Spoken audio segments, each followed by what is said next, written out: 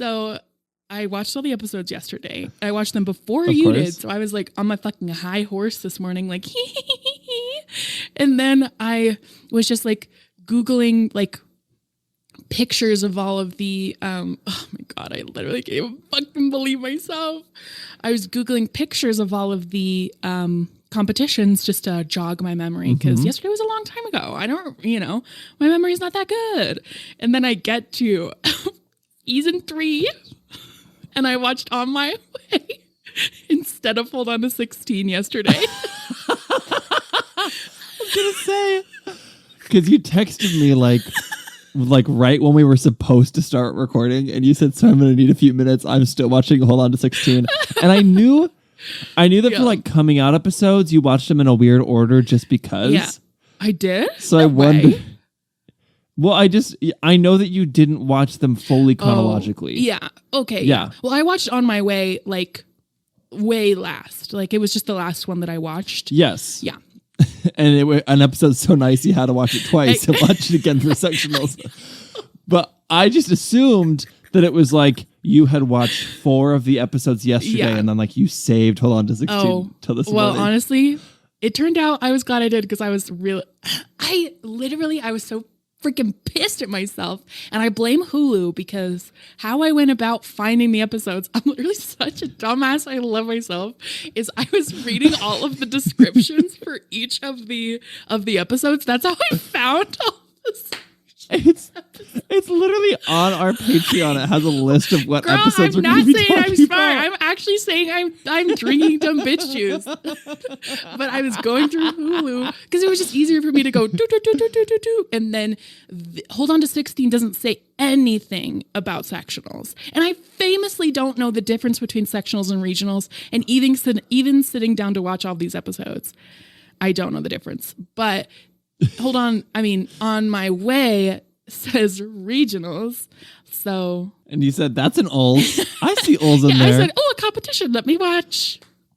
Welcome to Recovering Gleek, a podcast for all of your complicated feelings about the TV show Glee. Hold On to 16.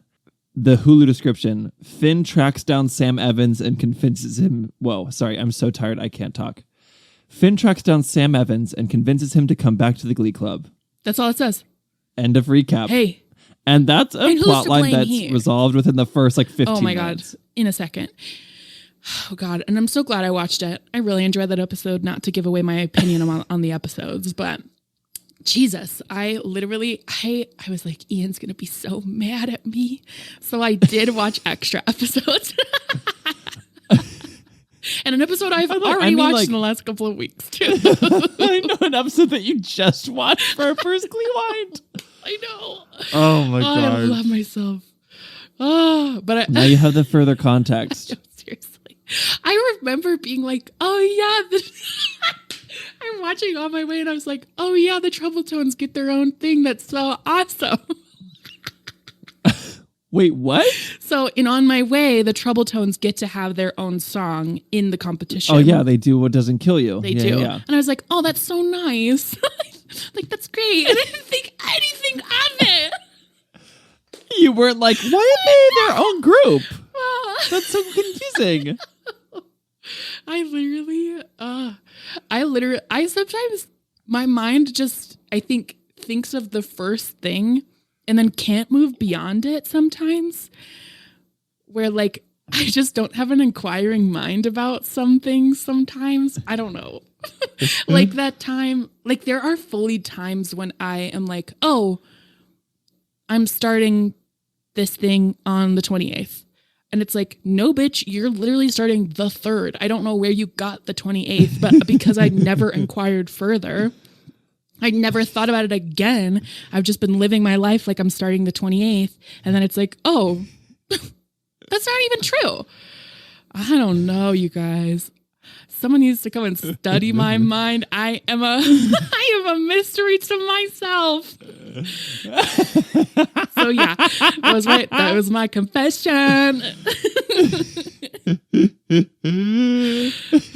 Anyway, but I did watch the episodes, so Good. I'm glad.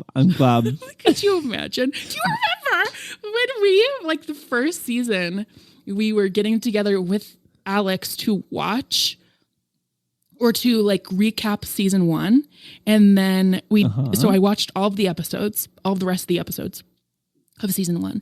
And then you were like, okay, today is the day we're watching Funk. And I was like, you're joking. We're watching Funk. And I was like, thank God I watched it in the last like couple of weeks because I have not rewatched Funk. I do remember that. God, I love myself. That was my confession. Okay, let's get into this. Well, I'm glad that you made it and you were able to watch along. I was scared because that would be crazy. Oh, I literally like an hour ago I was like imagining what would happen if I didn't watch Hold On to 16. It was like, it would be like, what was the fucking point of literally watching any of these episodes so I don't watch Hold On to 16? You're ranking the episodes and you're like, I don't know, just based on vibes from the title. I keep revisiting these episodes and remembering how like far I had a stick up my ass the first time we watched these episodes. And I don't remember enjoying it that much, which was wild. Because I love that episode. Do you know what I mean? I feel like I remember not enjoying it. But then again, I could just be going based on vibes. But I feel like I remember being upset about something. I'm always upset about something. I had a similar experience, but not with Hold On to 16. But my actual definitive ranking is way different than what I thought it was going to be coming into this. I love it. And there were some episodes that I was like, I frankly don't super remember what I said about them the first time. But whatever it was, I don't think I enjoyed them as much as I did yesterday. And then watching them yesterday, I was like, this episode, honestly, yes. I remember, I think it was during special education that there was someone who reviewed Glee every week, and their review for special education, I believe, it was like one of the season 2 competition episodes, was this episode just shows that Glee should just do competitions every week. And they're correct because these episodes are bangers. Yeah, they're not all created equally. Like some are better than others, but every single one of them is a very enjoyable watch. Yeah. You literally said special education and I said, should I have watched special education? Okay, but that's not on you because why is it called that? Why is it called that? It makes no sense. Why is it called that? I don't remember. It's not. It is one of the competition episodes. Yes, it's season 2 sectionals. You did watch it. I did? Yeah. Oh, yes, I did. Oh, yes, babe. but why did I watch that? Why is it called that? It makes no sense with what I watched. Yes, that's what you're saying. No, it is like Kurt is with the Warblers now, and Lauren joins the Glee Club, and oh my gosh, what else happens that episode? But it doesn't. Oh, and I guess it's. Oh my gosh. I just said I guess and oh my gosh. I liked it here's so much. Here's what's happening in my life is we were supposed to record this later in this week. We rescheduled it to this morning for me to help me out because I had something come up and Lena was kind enough to reschedule. But because of that, I did not slot in my scheduled time to watch these Glee episodes. So I know you got told me. Home. I was very confused because I was like, in my mind, he's got a really busy Saturday. Like, when is he going to watch these episodes? I started them at 11 p.m. Oh, Lord. I finished them at 3:30 in the morning. You missed me with that. It's now 10 in the morning. Jesus. And we have to go early because I have a busy Sunday. Yeah, so I'm a little bit kooky right now. So if I start mispronouncing words, that's what's happening. But I guess like the special education is like Will isn't giving Rachel the solos, and so that's like special. That he's like letting Quinn sing at a competition, and that's a special thing. Yeah. Oh, okay. Before we get too into it, let's get all of our introduction stuff that we're supposed to do out of the way. Hello, everyone, and welcome to the Ohio Central West Sectionals competition. I am your co-host, Ian Allred, and I'm a Glee. I am your other co-host, Lena Knatzer, and I am a Gleek as well. Oh my gosh, that's crazy. The smallest world ever. Our third co-host is also here, Donna Landry's. Unfortunately, she's having technical issues, so her microphone's not working. Don't worry. But she just keeps letting out really exasperated sighs. Totally. Oh my God. And when the camera turned on, she went, "My glaucoma! My glaucoma!" Point a cannon at me. I do not think so. What did she say? I felt like I was in Fallujah. Dude, Donna Landry's. Honestly, and that's why season 6 is a return to form in a lot of ways. Jesus Louises. Donna Landry's, heart you forever, girl. I'm so glad we can have you on the podcast today. Seriously, an honor. We're massive fans. I love to think of that actor. God, what is her name? Hold up. I want to give this credit icon where the credit credit is she due. deserves. Yeah. I love to think of Patricia Forte just getting a call in 2014 from her agent. And they're like, "You remember that when you were on Glee?" And she was like, "Yeah, 6 years ago for one episode." And they're like, "Well, they want you back. Are you going?" That's just so funny to me. Yeah. This one episode character that also, as funny as she is, like, isn't a fan favorite. Like, average Glee fan doesn't know who Donna Landry is. Which is a crying shame. So it's just Ryan, Ian, and Brad that were like, let's bring her back. She was so funny. So funny. My glaucoma. Take me to church as long as the service is after my funeral. As long as the service is my funeral. It's my funeral. There isn't one person on the face of the earth who woke up this morning and said, "You know what song I really need to hear today? Hey, Mickey." Oh my God, that makes me want to throw up. That is so funny. She is an icon. So welcome to your third Gleewind. This week we are talking about the Sectionals episodes. We are covering season 1, Sectionals, season 2, the strangely named Special Education, season 3, Not on My Way. It's a common mistake. 16. It's a common mistake. We've all done it. You've done it. I've done it. Exactly. Season 4. I'm so glad I woke up early enough to watch the episode. I know, goodness gracious. Oh my goodness. I can't believe I saw Season 4 is Thanksgiving. And season 6 is Thanks Living. And season 6 is We Built This Glee Club starring Donna Landry's. And hell to the my glaucoma. Heck yeah, my glaucoma. Oh my God, what a blast. I can't wait for us to be talking about these songs and like ranking the different set lists and you to just be like, I don't know, I wasn't a huge fan of Fly, I Believe I Can Fly. And that's the thing is I was like, this is a dud. You're like, well, this is the bottom of the Sectionals playlist. What the heck? I know. How do we start? I don't know. Sectionals. This is my starting thought. Is our last Gleewind was on the school dances. Yeah. And a big thing that we talked about was basically Prom Queen was so good that they kind of shot themselves in the foot and they were never able to measure up to it again. Although I do think, all those episodes have something to offer. It's just like Prom Queen is on a different level than them. Yeah. And watching these episodes, I watched season 1 Sectionals and I was like, oh man, this one is really like loaded. Yeah. You got obviously the drama of Sectionals. If they don't win, they're going to be disbanded. You also have Emma and Ken's wedding is happening. Yeah. You also have Finn finds out that the baby is Puck's. Yeah. You also have Will is disqualified. He can't compete with them. You also have Sue has leaked the set list to the other clubs, and now they have to come up with the new set list. Yeah, yeah. Like there's so much happening in this Rachel one episode. Didn't get the ballad.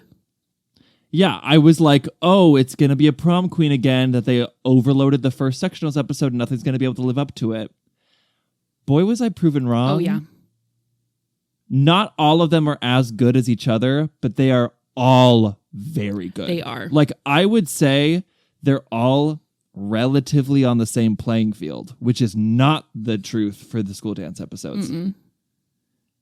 Something about Sectionals, they knew how to keep them interesting. It's something about, I think Ryan Murphy sees so much potential, way more potential in a competition than he does a prom, which is, yeah.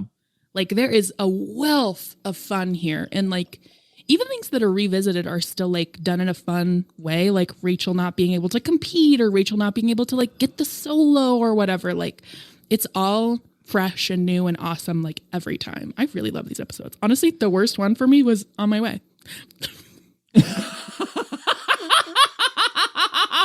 Not to give a glimpse at my ranking, but that's the worst Sectionals episode. I just didn't enjoy it as much. It's also insane because we are just talking about the Sectionals episodes this week, frankly, because it would be such an undertaking my God, could to you talk about. imagine? We would have, I think, 7 more episodes to cover if we did Yeah. every competition. But there are, like 13 competition episodes in this show. So it's insane that at least for the Sectionals episodes, they are all this interesting. Yeah. Oh my God, totally.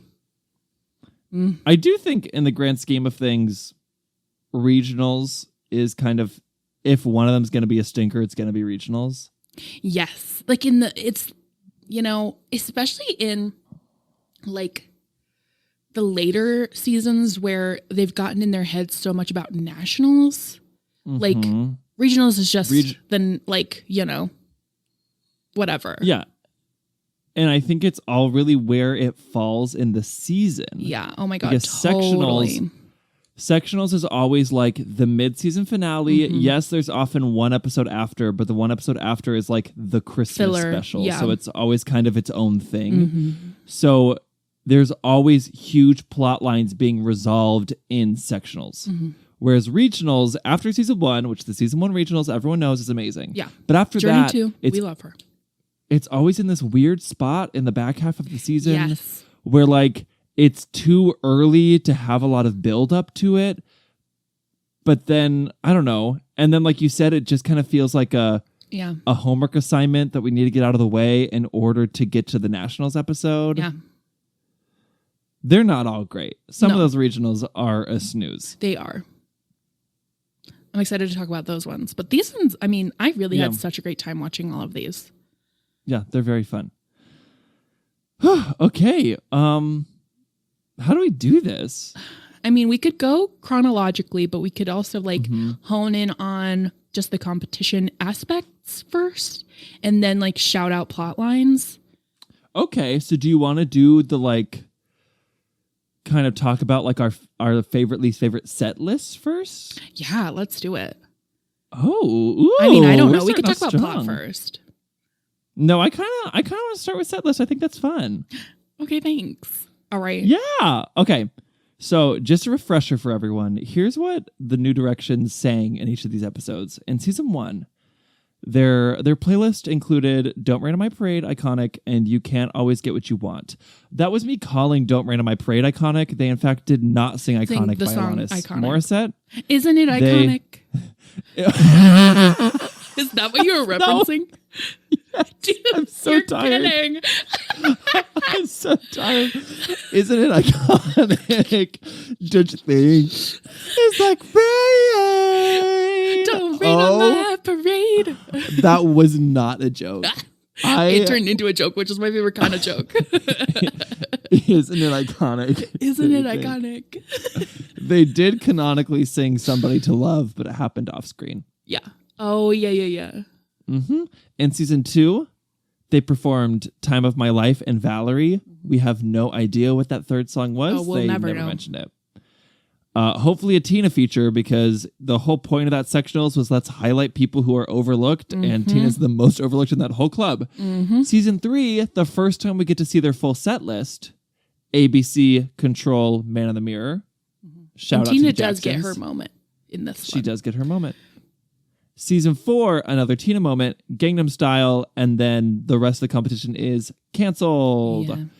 And then season 6, another time that we see their full set list, Take Me to the Church, Provided the Service We Attended My Funeral, Chandelier, and Come Sail Away. Provided the service we attend is my funeral. That is such a good joke. It is such a good joke. Oh my God. You know, I was sitting down to watch these episodes. I was like, I cannot wait to see all the judges stuff. And there's less judges stuff in these than I anticipated. I said to you before I watched them, I was like, let's talk about like our favorite and least favorite judges. Mm-hmm. There's really only 2 to pick from. It's like Donna Landry's version 1 and Donna Landry's version 2 because that's the only time they talk. And like Rod Remington. I think I was getting mixed up with Nationals because we have like the Perez Hilton and Lindsay Lohan scene at Nationals. Who's the freaking, not the clown, not Tickles. Who's the vampire they're all so excited to see? Wait, oh, yeah, played by Ian Brennan. Is that in That's On My Way, babe. Frick. Because I was going to say, man, that vampire, he's my favorite. You got to scratch that one. Fuck. You got to scratch that one. I should just have the Glee wiki for that one open so I know what to not reference. What to not talk about. I do love the judges. I love season 1 has some very fun judges with Anna Camp, Rod Remington, and Donna Landry's. Specifically, shout out to Anna Camp. She is so funny in that I know, scene. she is so funny. She's a funny bunny. I do love in season 6 the waffle emporium guy who comes on to give the award specifically just because he walks on stage, and then there's the shot of Kitty going waffles under her breath. Waffles. Yeah, totally. Okay, as far as the New Directions set lists, how are we feeling about these? Wow. What year was their strongest? Honestly, I really loved season 2's so much. Mm-hmm. And I didn't anticipate I would like it as much, but I really, really, really enjoyed that one so much. What did they sing? You already said it. I've had the time of my life. And Valerie, come on. Yeah. I mean, there's such drama here with Rachel being like, you know, she doesn't get the solo, but like showcasing other talents here is very exciting to me. I mean, Valerie itself is, you know, one of my favorite numbers that's ever been done on this show. So that is the one that comes to mind first. Obviously, we have Isn't It Iconic? Don't Rain on My Parade. You know where you love her. You can't, like, I mean, that one. And then I also, sitting down to watch Hold On to 16, we don't have to get into this too much, but, you know, we watched the Trouble Tones absolutely tear it up. But then you watch the New Directions and you're like, oh, wait, this is really sweet and awesome. They are actually doing a very good job. So, I mean, I like all of these so much. Yeah, I don't think the New Directions have a bad sectionals turnout because even in Gangnam Style, I'll be so honest. It's still fun. Was fun. Yeah. I was like, okay, if I was in the audience, I would lose my mind. Yes, I was just going to say, like, if I saw like a group of high schoolers genuinely like doing, like speaking Korean, singing Korean, I would lose my mind. I'd be like, that's so awesome. Also, my question about Gangnam Style is one of the big plot lines in this episode is there's a male dance lead that Jake purposely bows out of to give to Ryder because he feels bad because, you know, he feels like he kind of took Marley from Ryder, whatever. It's like, I take everything good from you, bro. And then at the last second, Ryder's like, no, Jake, you have to do it.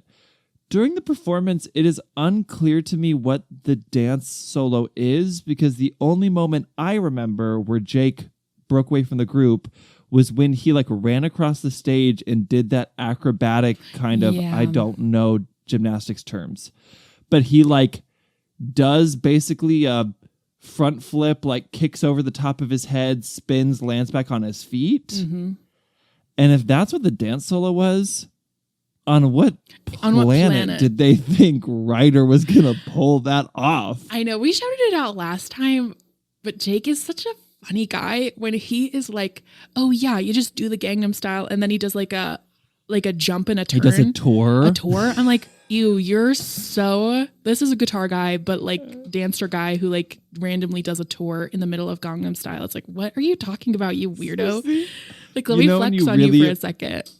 When you're really feeling the music, and that music is Gangnam Style by Psy, and it makes you do a tour. Oh, boy, howdy do I. Oh, Lord. I'm always doing a tour. Oh my gosh. Makes me laugh every time.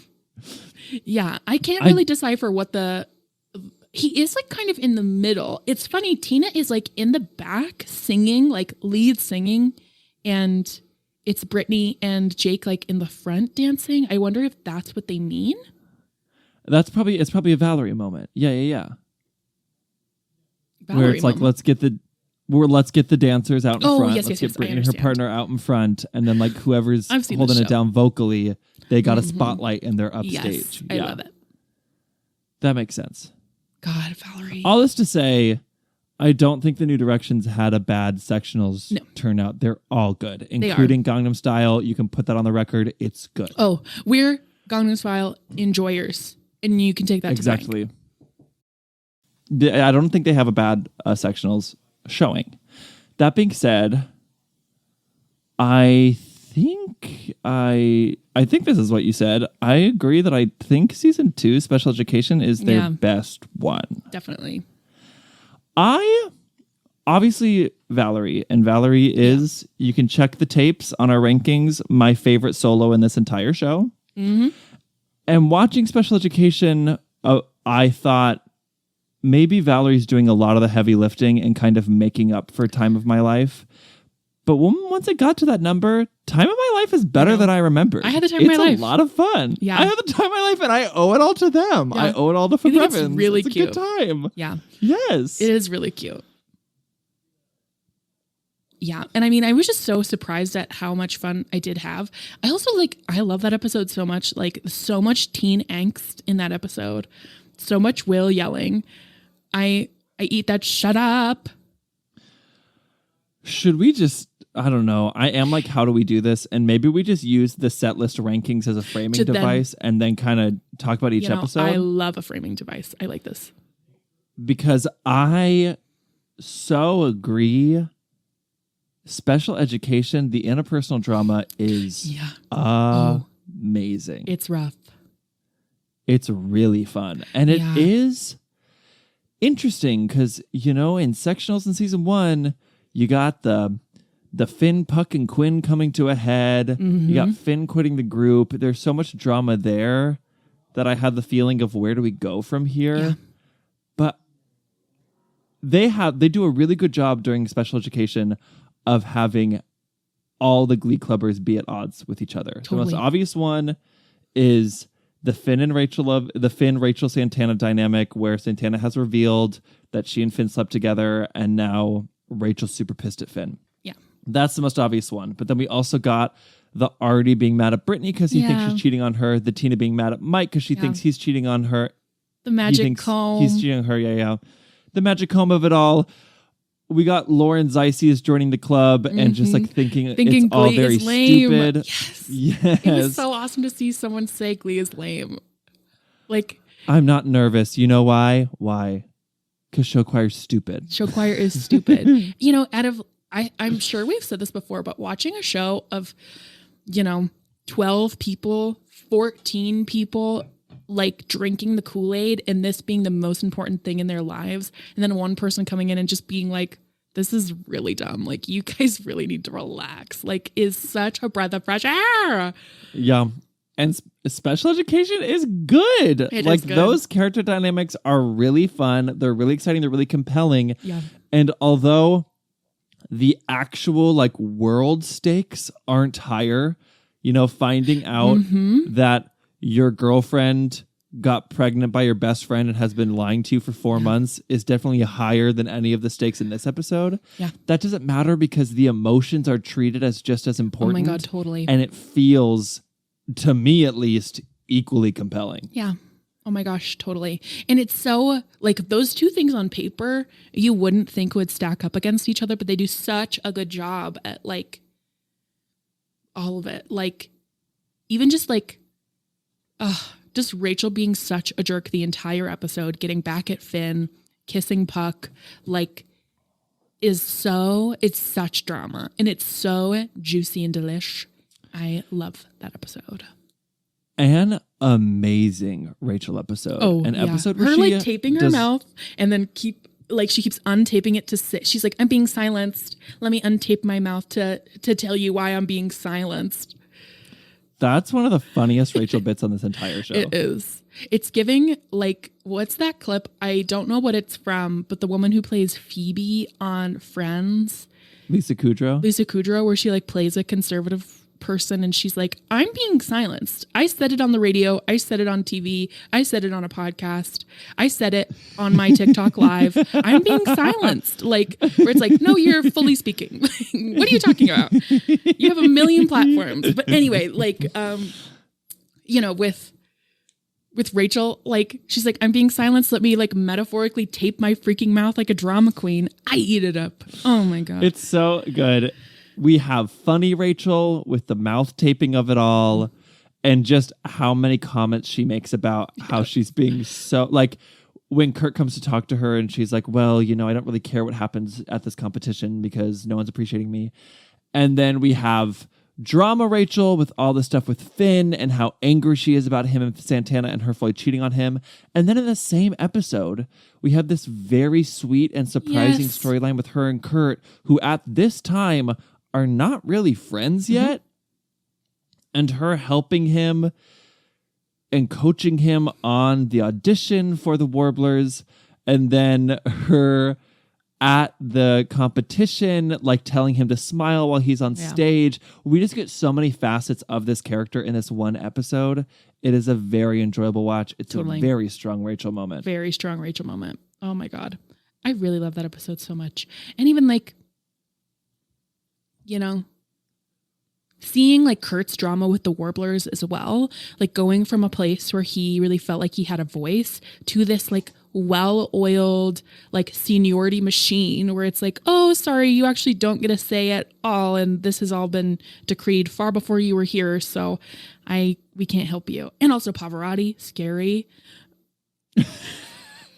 And also we know some bad stuff's going to happen with that bird. Oh, an omen, unfortunately. And if you think we're talking about the bird passing away, you're wrong. Unfortunately. But yeah, like, and like such cute moments with Blaine as well. Like with Blaine watching Kurt perform Don't Cry For Me, Argentina. And then seeing that Kurt is putting his arms up like a Perón and then like putting like, taking his own hand and pushing it down and going, no. no. Like, I love that. It's so funny. I also want to shout out when Kurt is trying to give ideas at the Warblers meeting. One of his ideas is that they should do a cover of Rio by Duran Duran. Oh, yeah. Which proves that he and Blaine are meant to be. Meant to be. Because they that's both what Blaine Duran Duran lovers. Yeah. That's what him and Matt Bomer sing next season. Oh, I remember that. Matt Bomer, we remember Duran. You. Mm-hmm. Big Duran Duran fans in the Have Anderson you household. Seen... what is him and Jonathan Bailey? They're in a TV show. Oh, Fellow Travelers. I was talking about this with my roommates last night. Okay. You bet I've seen it, baby. Thank God. I love that show. I was talking to so two of my roommates watched the first 3 sectionals with me. And then I was like, keep watching. And they're like, sincerely, it's 1 a.m. We're going to bed. You said, woo! I was like, we're all bonding. You said, this is so fun. But my roommate and I were talking about the queer media we've watched this year. And I asked him if he'd watched Fellow Travelers. And he said yes. And I was like, yeah, I was watching that just like in the living room in front of God and everyone. And then Jonathan Bailey started sucking on Matt Bomer's toes. And I was like, maybe. My roommates and I were like, do you think that's actually his toes? We came to the conclusion we don't think it was his toes. I don't know. We think it was a silicone toe. All Not even like a stand-in toes, a silicone toe. Oh, I mean, that would make sense. Yeah. It would be cleaner. it would be cleaner. And also just like, I can't imagine. Whatever. All I know is I watched that came up on my TV screen, and one of my straight roommates was one wall away working from home. And you said, and I actually have to go. I said, I have to take this somewhere else. This is too weird. I have to gay. I mean, I have to go. Yeah. That show is good. I do recommend. It was a good show. It was a good show. But I was just thinking, have I seen Matt Bomer's wiener? And I said, I have? Not. It's not in that show. Oh, it's not. It's not in that show. I never remember. He's also in Boys in the Band, but you also don't see it in that either. Matt Bomer. But you do, weirdly, you do see it in Glee Season 3 Big Brother. Oh. Bizarrely. I don't know how it got past the Fox censors. I remember that. That was crazy. That was crazy. It doesn't, and it has nothing to do with the plot. Oh, nothing. I was like, this frivolous nudity, what's going on? It's just a scene of him getting a phone call and he comes out of the shower to answer the phone. And you're like, what? This is not for the plot at all. And like, what was that? It was like from his agent or something. Like, it was really weird. They're like, we got another credit card commercial for you, baby. Like, get that pointing finger ready. They're going to have you do another Duran Duran song. Oh my God. Anyway, shout out to Matt Bomer, our friend. Our coworker, It's just like so 20 funny. years apart. I genuinely do feel like sometimes I'm like, oh, Matt Bomer, I know him. And it's like, no, you don't, bitch. Don't. I don't know Matt Bomer. But we know people who do, and that's what's important. And that's what's important. I can Google. We know people who did, and they knew him. Oh. And that's what's important. One time I was chatting with a coworker, a former coworker who was a coworker at the time. And I don't remember what was going on, but I was just talking about Mean Girls and how it was my favorite movie. Mm-hmm. And he said something about, he was like, oh yeah. He was like, I've like only really watched that movie once. And I was like, you've only watched Mean Girls once? What the heck? And he basically, in not so many words, was like, well, it makes me feel weird watching it because I used to date Jonathan Bennett, is basically what he said to me. And I was like, huh? You dated Just Aaron drop that? Samuels? Oh. One of the real husbands of WeHo? Yeah. Crazy. Wow. Crazy. That's wild. I love when like someone you know like drops some lore and you're like, are you fucking kidding me? Like, you've been holding out on me for how long? Mm-hmm. I could never be someone who does that because I keep my cards like not even towards my chest, away from my chest. I am the opposite of mysterious. Anything anyone wants to know, I tell them immediately. Anyways, special education. Great up. Great up. A great Puck ep as well. It is. Him having the like trapped in the porta potty come to God moment. He prays to Buddha, Allah, Satan. Satan, anybody. Oh my God. Also the fact that he stays in his shit clothes for the whole rest of the day. Like, no one sends him home. If I heard that a student, I can literally not imagine the level of trauma that would just be so awful. I cannot imagine. But like, then to like just stay in your like shit clothes all day. Like, if like, who's the what? And they're all like hanging out with him like it's nothing. Rachel makes out with him in his shit clothes. Does she make out with him in his shit clothes? I don't remember, but he does like, she does like link arms with him when he is. The scene when he tells her that he promised God he'd be nicer to everyone and then realized that was too hard, so he changed it to just Jews. I love that. He is in the hoodie in that scene. Yes. You are correct. Also, him asking Lauren when she opens the door if she's an angel and her saying, screw you. Screw you. It's a great Puck episode. Oh my God. Very good. So and good. When the Warblers are on stage doing Hey Soul Sister, and you know, Rachel's being really supportive and telling Kurt to smile, and they're all like feeling some type of way, but like excited for Kurt, except for Puck, who looks so personally betrayed by the fact that Kurt is on that stage. I love that. Oh my gosh. Ridiculous. Oh my God, that episode is seriously so good. Great ep, and the number one on our ranking for set list. Yeah. Great ep, a great set list. Frankly, here's something to talk about. What?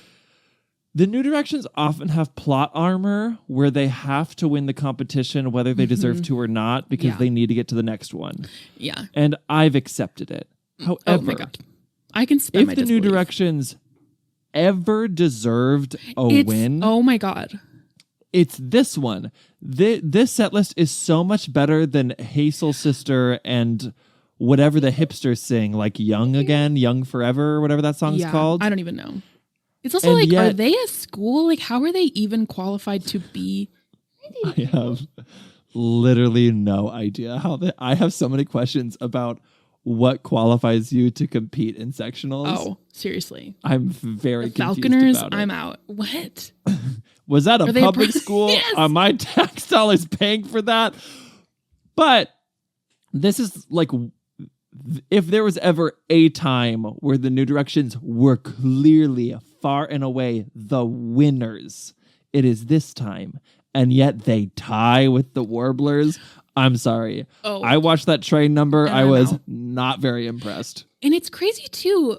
Will says something at the beginning that's like, we have to go really hard in on dance. We're with choirs that don't dance. And I'm like, one of the first things I think of when I think of the Warblers is them doing just fucking backflips all the time. Like, yes, you've got one person who can do that on this team. Like, they're a dance team. And like, you can see they really like, you know, are not doing a lot of dancing in this to like support that statement. But I was just like, yeah, right, bullshit. But seriously, the Warblers do not do, and I'm a Warbler stan till I die. I do not think they deserve to. No, to they picked Twinners. Turkey of a song. Yeah. Yeah, it's bizarre because the Warblers had plenty of numbers like prior to this that would have at least given them a shot at tying with the New Directions in this episode. It's so crazy too. Like, I famously love Warbler stuff like all of us do, but like all of my favorite Warblers numbers are like when they're just like hanging out, and I'm like, I really couldn't tell you another Warbler song that they do other than Come On and Stand Up Again, which once again is on my way. But that's the only reason I know it at all. Like, they are just like, so I think in my mind, they just do like total duds at competitions. And it's because the Warblers were created to be beaten. So they always have to do something worse than the New Directions. That's so, could you, there's a story in there. It's like, I was created to be like beaten at competition. Like, I will never win no matter how hard I try. There's like a lone Warbler who gets like really meta about it and sees through Ryan Murphy's tricks. He's like, we're doing backflips in the hallways. We can't do it at competition. Yeah. Go on. We're doing these incredible arrangements in Dalton, and then when we get to the theater, we're doing freaking... We go to a Gap Train and perform Hazel the biggest, sister. most beautiful number of all time. And no one sees it other than those people at the Gap, and we got in trouble for it. We perform Misery the morning of the competition, and yet at the competition, axe it for Candles. Oh, I don't think so. Freaking started on them. I don't think Candles. so. The Warblers are also hard to take seriously after a while because they were created to be beaten. I appreciate them still being around. Yeah, I agree. Because it's nice to, you know, have a team we're familiar with at every rung of the competition. And obviously Vocal Adrenaline, they're a big bad. Yeah. But it's nice to have like, this is the level 1 boss before we get to the big bad. But they keep losing. So it totally reaches a point where I'm like, I'm not really threatened by you anymore. Which is so interesting too, because when you hear like, you know, when Jane joins the Warblers, when like, you know, Kurt joins the Warblers, these Warblers really talk about this like institution of the Warblers. Like, Dalton Academy is famous for the Warblers. And I'm like, they're not even that good. They keep losing. Yeah. They got a pretty bad track record. The only time they ever won on this show was because they were using performance-enhancing drugs. They're cheaters, I remember, because I was watching that episode. All right. What's your next best New Direction set list? Oh, gosh. I think, oh, Lord. They're all so good. I feel like they're all kind of fighting for second place to me. Do you have a clear one? I do, and it's going to be crazy. Is it season 6? Yes. I smell it on you. Tell me. Here's the deal. I get a bigger rush watching like season 3 or season 1s because like those are my kids on stage. Yeah. You know, like oh, totally. That's my Mercedes Jones. That's my Mike Chang. Like I know them. I love them. It's really exciting to see them up there. But just from a performance standpoint, watching We Built This Glee Club, I was shocked. That's a very strong set list. It is.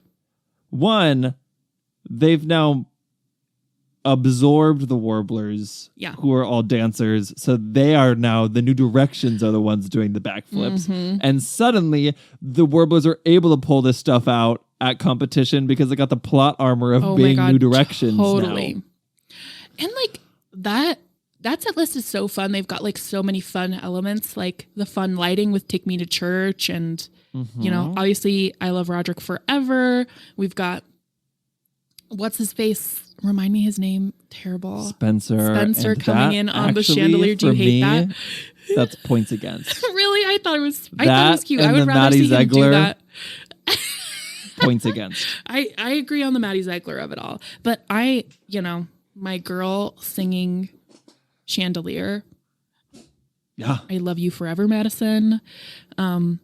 This is a fun group. I think for me, I am gonna say the season 3 set list. Okay. And when I say that, I say all of it. I think What's New Buenos Aires is so fun. I think the Trouble Tones is everything.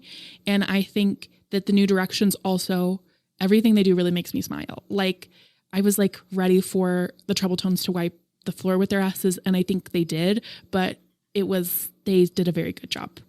You know what I mean? So like that entire, I think that's one of my favorite entire competitions.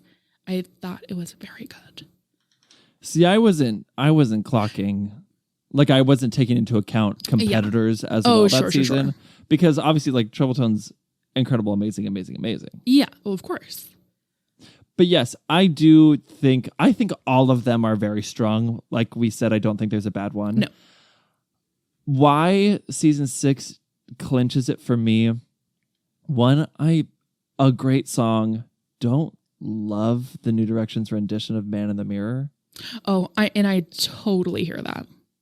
It's just like a bunch of high school boys being like, "Oh, we're really deep and hot," totally. And like it makes even me like roll my Puck, eyes. He's the only one doing like body rolls and like I'm like, he's what doing are way you too much. doing? But also like, it's the most high school thing ever to me, where it's like the 4 guys who take it really seriously, and then the 5th guy who is like just wants to hear the girls go woo woo. So he's dancing a bunch. Like that feels very high school to me. The other thing that made season 6 take it, because like I said, she's taking it. I get more of a thrill from other ones because I know the characters, but there is something really nice about not having to watch the camera actively hide that some people are bad at dancing. And season 3 is actually, I think, the worst one, because not only do they not have, like Brittany Santana and Mercedes. in the mix. Yeah. It's like Mike has to be in front. And also they've got the band members. And I was watching the band members and laughing my fucking ass off. I was like, these poor guys. They are doing such a terrible job. I say with love. They do a few wide shots so we can really get the scope of like, look, Mike's leading the team. Yeah.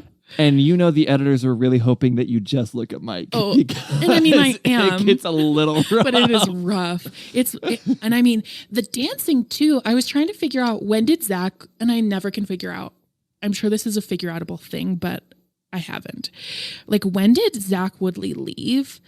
After season 5. After season 5. Okay, very good. Yeah. Well, I mean, well, Zach, I really don't like this choreography because it is mostly just like kick, kick, kick, kick, kick, kick, kick, kick, kick, do a skip and a kick. Like it is like kind of intense choreography for, I think, their skill level. Oh, yeah, okay, yeah. Because I was gonna say he lost two of his best female dancers. He was like working with what he had. Oh my gosh. But it's your thing that you think it was too complicated for him? Well, I think that, I feel like, especially in the first 2 seasons, and maybe it's the editors, but they do a pretty good job at giving the New Directions like choreography that they're gonna get. And I think this song is just kind of fast, maybe. But they're just doing that like kick move that, to like the average dancer is like kind of hard to do. It's just kind of complicated. Do you know what I mean with the dance move that I'm talking about? Yeah. Yeah. I don't know. But it's just like all that for like 5 minutes. It's pretty intense. Yeah. And Which Mike Chang eats. He is the love of my life. Of course. He's incredible. And I think that's just why I like season 6's is watching Take Me to Church and, their best vocalist out front just singing his little heart out. And then they have the scrim down and everyone's behind the scrim doing the partner dancing is so dramatic and fun. And then through that whole number, through that whole set list, all the choreography is very, very clean. They can do wide shots without worrying that the audience's eyes are going to wander. It's just a very crisp, clean set list that is very pleasing to the eye. Very. Yeah, I totally agree. I love that number. I love that set list as well. I think of it very fondly. All right. Do you want to talk about We Built This Glee Club, or do you want to talk about hold on. Let's talk about We Built This Glee Club. Okay. We Built This Glee Club. I think all these episodes are good. Yeah. We Built This Glee Club, although it has the number 2 set list for me, is the least compelling watch. Yeah. And because I think one of the main reasons is all the other Sectionals episodes have so much going on, but it is all hinging on Sectionals. Yes. Like whatever is happening is all affecting Sectionals. It's all making Sectionals harder. Or it's like if we don't win Sectionals, something bad is going to happen. Sectionals just feels like such a major part of the episode. We Built This Glee Club is, should Rachel go to college or should Rachel go to Broadway? Oh my gosh. Also, the B plot is they're going to Sectionals. And like, totally. Whether they win or not has no effect. Rachel's still going to make a choice. Yeah. Yeah, she's still going to go to NYADA or she's still going to go to Broadway. And I'm so disinterested in that plotline specifically that it really is a knock to the episode as a whole. No, I totally agree. Even like the speech she gives before they perform is like, I'm sure like in a different situation, like if I was actually living this, I would be like, anyway, she says something like, I came here feeling really shitty. You guys have made me feel better, which is really nice. But it's about her making a choice whether to go to fucking Broadway or not. And it's like, if I was in high school and someone said that to me, I'd be like, oh my God, while this sentiment is sweet, I don't give a shit whether you go to Broadway or you go back to college. Like these are problems I do not understand. And also as a viewer, these are problems I do not understand. Yeah. I understand, my friends cheating on each other.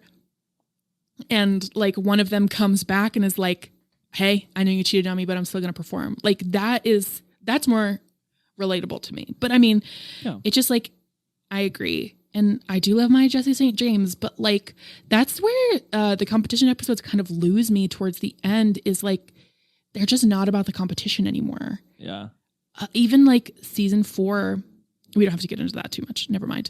But like, it's just not about the competition. Like, yeah. Glee Club, sure, might not happen anymore, but that's old hat. We know that. And we get the sense that it's going to happen, And that's the thing is by season 6, them going back to the well of Glee Club's going to be disbanded if we don't win. We've been here. We've done this. It fully got disbanded last season. Yeah. Like, It find happened. something else. I'm not scared anymore. Yeah. Seriously, we've already been there. I know. The worst that could happen already happened. I know. And it sucks too. I really enjoy like most all of season 6. And this episode is not my jam in that group. I'm sure it falls like pretty middle of the road for me, which I mean, just stacked up against, you know, these episodes is, you know, going to be lower, but they're all pretty fun. I still enjoy this episode a lot. Yeah.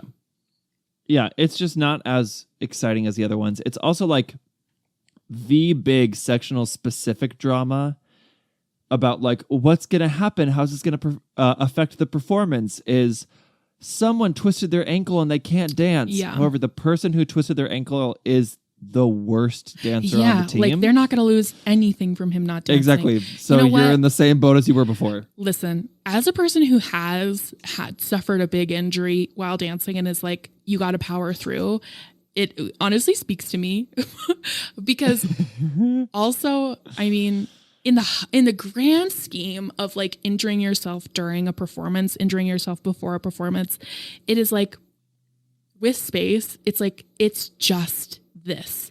It is not worth like further damage. It is not worth like anything. But like in your mind, I remember when I hurt my knee during Pirates, I like wouldn't go home. And I think about that sometimes and I'm like, you fucking weirdo, go home. Like what like is with your pride and with this like need to XYZ that like, it's like, it gets intense. Like I totally get that feeling, but it's also like, what was, and I mean, I say this in a grand scheme of things, what was Pirates missing without me?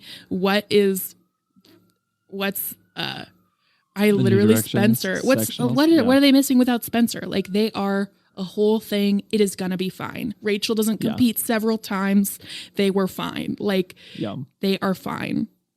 So it spoke. I don't know. It spoke to me. It made me feel upsetting.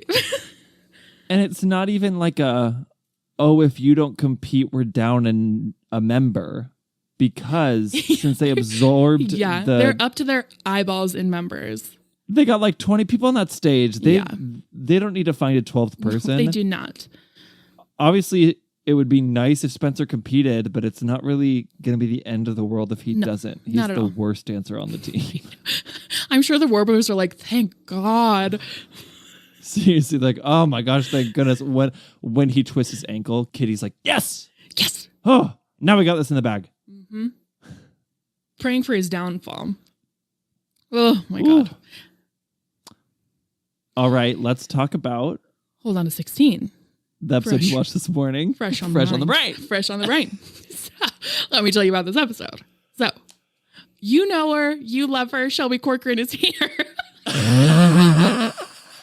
I literally, that's like the first scene of the episode is Quinn being like, Shelby's sleeping with Puck. And I went, oh yeah. I was really drop kicked in here. Seriously. And I mean, honestly, this is such a funny experience. And I'm going to say this every episode, but it is whiplash to go like season by season and watch randomly. It is so funny. But this one was nuts. I was like, wow. Because wow. It is just Quinn. She's praying for Shelby's downfall because she wants Beth back. And she tells Rachel that she just found out that Puck and Shelby are fucking, which is wild. Could you imagine, like, hey, your biological mother, the woman who gave birth to you, she's fucking your ex-boyfriend. What? Crazy. And Rachel takes it like a champ. She is like, maybe you actually shouldn't tell. Like, everyone is just like, everyone meaning Rachel is like, I don't think this is a good idea. Like, this is very, like, I can see you're doing this for selfish reasons, but I don't know. I'm a Quinn defender in this episode. I know she's doing it for selfish reasons, but like, this is nuts. There are some things that it doesn't matter if the reasons are selfish. I don't care. Still the thing I don't care while she's doing it. No, seriously. Exactly. Sure, it would be better if she was doing it because like Puck is in a potentially predatory situation. Yeah. But regardless, even if she's just doing it to get back at Shelby, she should report it. She should 100% report it. Like, and I mean, they really hone in on, like, he's 18, it's not illegal. And I'm like, oh my Lord, is that what you deem as like immoral? Is like, oh, it's legal, so it's fine. It's like, oh, not that he's her teacher, not that, oh my God, it literally drives me crazy. And then cut to at the end when Shelby's like, I'm ending it. She's like, I'm such a sexy lady. I'm ending it. I'm breaking up with him. Oh my Lord. Anyway, Trouble Tones v New Directions. I love this episode. I really love this episode so much. I'm so glad I got to watch it. Thank goodness. I did a quick Google. By the skin of your teeth. I know, seriously, by the skin of my teeth. But I mean, it also has such awesome stuff with my angel, Mike Chang. Mm-hmm. His dad really wants him to be a doctor and give up dancing. And he's like, I really don't feel called to be a doctor. I feel called to be a dancer. Like, and then his dad coming to see them perform and watch Mike literally carry this team on his fucking back. It is everything to me. Oh my God. And there's like drama between Blaine and Finn. I think this episode is such fun. I really do love it. I like this episode a lot. I think you like it more than I do. Okay. I think it's good. Once again, it's a Sectionals episode. It has to be good. Yeah. It's the law. That's the law. We're coming off of two like really strong ones. Like season 1 and season 2s are really strong. The stakes are really high. The stakes are all like very personal too, which is really exciting. I really like the bland. You guys, I'm so tired. I really like the Blaine versus Finn versus Got Sam. Blam on the mind. I got Blam on the mind. I like that dynamic. That feels very personal. Oh my God, Sam that too. feels very earned. Yes. I don't know. Maybe I'm just a bad person. I'm less compelled by Mike and his dad. I think it's like an interesting story. Yeah. I'm the utmost compelled. It's just like very schmaltzy, and I'm just not a very schmaltzy person, so I get a little like... I'm made of schmaltz. I hear you. And then, I don't know. I also just am in Quinn? love with Harry Shum Jr., so anytime I get to see him on my screen, I'm like... The Quinn stuff is genuinely crazy. It's nuts. I don't know. Quinn is literally... Like, you can see it in her eyes hanging on by a thread this whole episode. Oh, Homegirl is about to snap. Like, she is at her wit's end. And what is so weird about the Quinn plotline is she is acting insane. As in, like, the way she talks to people, the way she's, like, moving around feels insane. Everyone is calling her insane. And yet the thing she wants is actually reasonable. The most reasonable thing. I'm going to report this high school teacher for sleeping with her high school student. And yet all signs point to like, this girl is crazy. She's like, a loose cannon. Like when she gets up, like after like Buenos Aires to like go tell Principal Figgins, and Rachel follows her out and she's walking down the hall like a freaking like gloom stalker. It's like, what? Yes. Literally, Diana Agron. What is a gloom stalker? I really just kind of said that. I just meant she's like glooming and stalking down the hall. I really don't know what that is. I genuinely thought it was a reference to a fandom I wasn't a part of, but I get what you're saying. I'm Googling. No, yeah, it's like American Psycho Gloom Stalker energy. 5E. Oh, Gloom it's a D&D thing. It's a D&D thing. Slay. Yeah, if it says We've 5E. Played that? Absolutely. Oh, I think She's it might like be a gloom class. Stalker. It's a ranger subclass. thing. You were a ranger once. No, you were a rogue. I was. Oh, I was a rogue. I was a ranger once, just not with you. No, just not with you. Just you weren't fucking there. His name was Benefic, and he was very, very old, and he had a pet boar that he lived with, whose name was Bomba John, after the character in The Good Place. I know Bomba John. I want to play D&D. Whatever. But the Quinn stuff in this episode is So crazy. Oh. Her delivering the entirety of control, my control of what I do, control of what I into say. Shelby's eyes. She's like, straight at she's Shelby. like, I could ruin your life, girl. I'm controlling your destiny. Her being like, when Shelby comes into the rehearsal and says like, hey, you guys are going to do a really good job up there. And Quinn's like, yeah, especially Puck, right? You think Puck's a really good member of this team, right? You think Puck's I the think best he's dancer, really am I right, Shelby? Am I right? And he's looking so nice and handsome, right, Shelby? Calling her by her first name, too. Woohoo! Wow. Yeah. Crazy stuff. Like, it is a fascinating watch. Yeah. But I'm watching it for different reasons than I'm watching like, oh, Finchell's having a falling out because Santana purposely sabotaged their relationship by revealing that she slept with Finn. You know, that's something that's very compelling, and I am compelled for the reasons the writers want me to be. Mm-hmm. Whereas this one, I'm like, what's going on? This is insane. Totally. Oh my gosh. And it's totally too, like there are things that happen in this show where the writers really want us to take it one way and we take it the opposite way. And this is one I think of where it's like, you want us to think this girl is crazy. And I think you're crazy for that. Like, what? However, you know what is crazy that Quinn does in this episode? What? Is Sam Evans.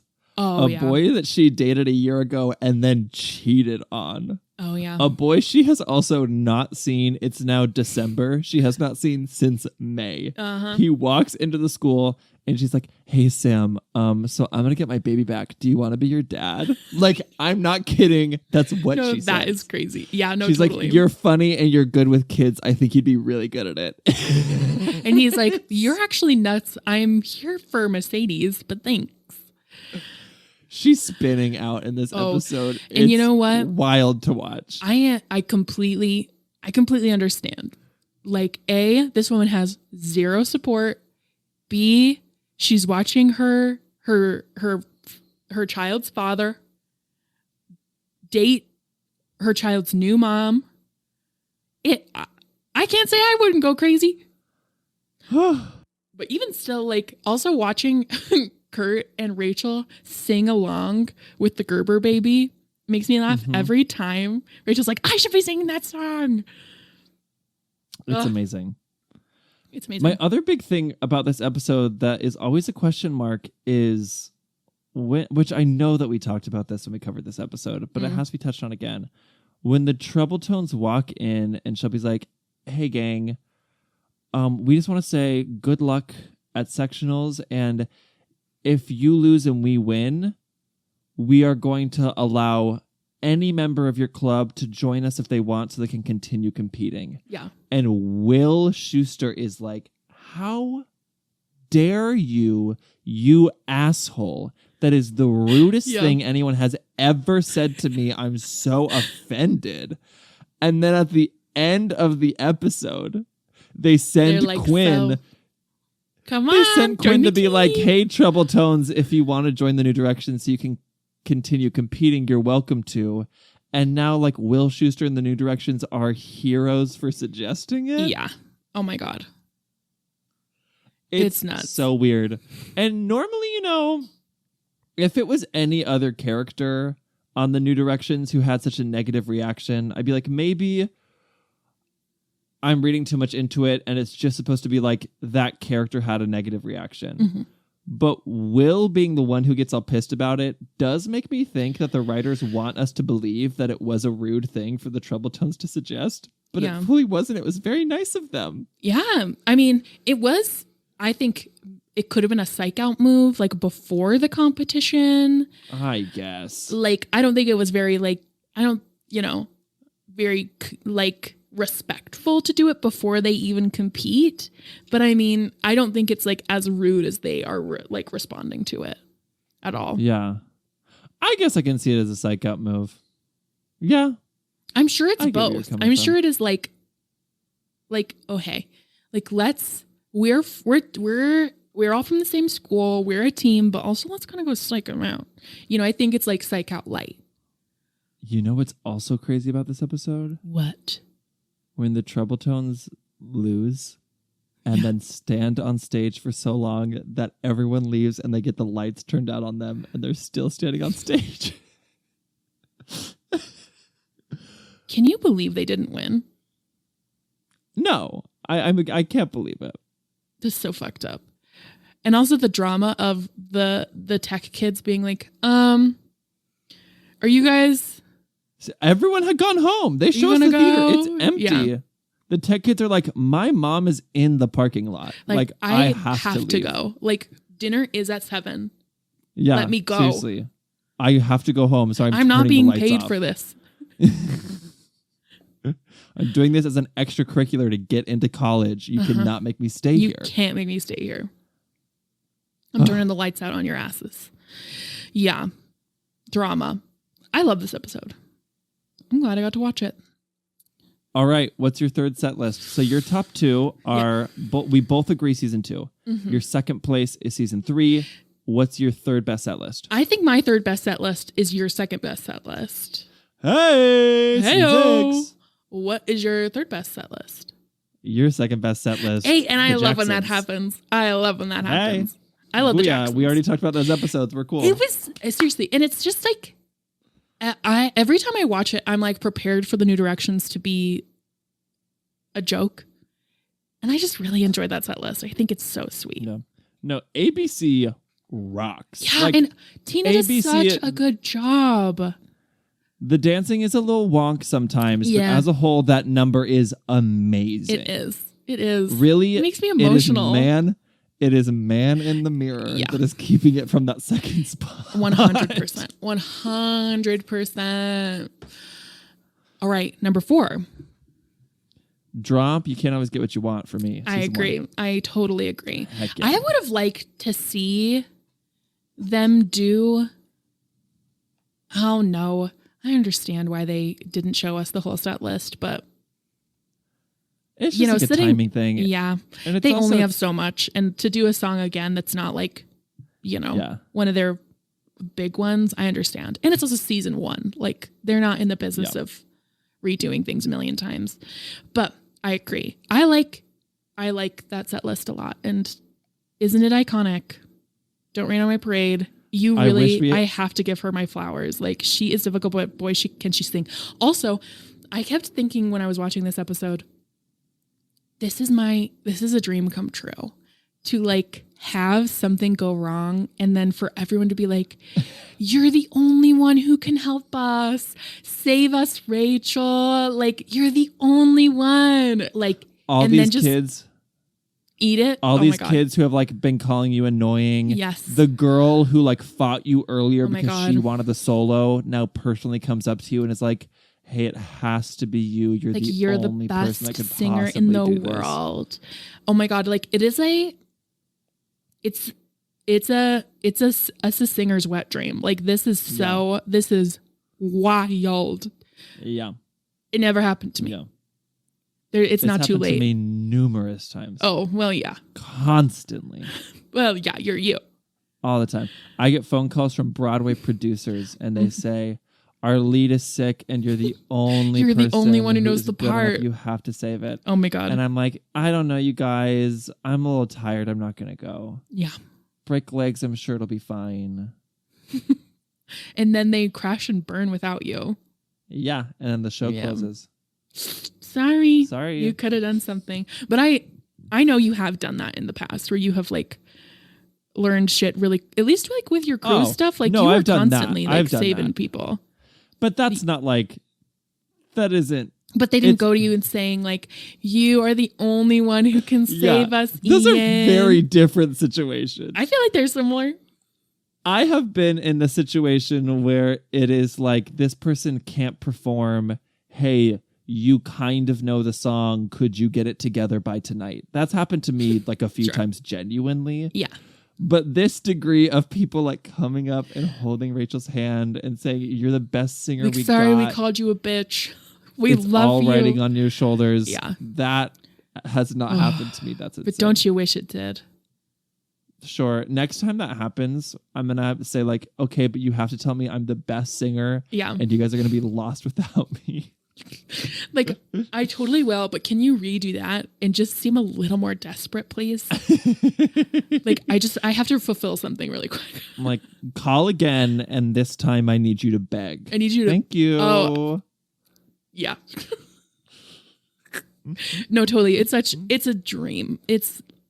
And also like Finn coming back to perform, and, you know, it's all very triumphant. This whole thing is very good. Like watching all the kids come down during I'll March My Band. Like it makes me emotional every time. I love this one. Yes. I think Don't Rain on My Parade is amazing. We talked about it in the episode. Like it or not, Rachel is the lead character of this show. Yeah. And the first 13 episodes specifically, she has had this arc of being an outsider and unwanted. Yeah. And this is a beautiful culmination of, you know, she's found her place. It's like her big moment. You can't always get what you want. I like a lot. I don't love, you know? Mm-hmm. I think it's cute, but I totally agree. Like, that's the reason that it is fourth on my list, is that You Can't Always Get What You Want is not as good as stuff they do in other sectionals. Yeah. And it isn't bad, but it's like, it's a Finchel feature, which is old hat. You know, we see it all the time. So it's kind of like, okay, sure. Yeah.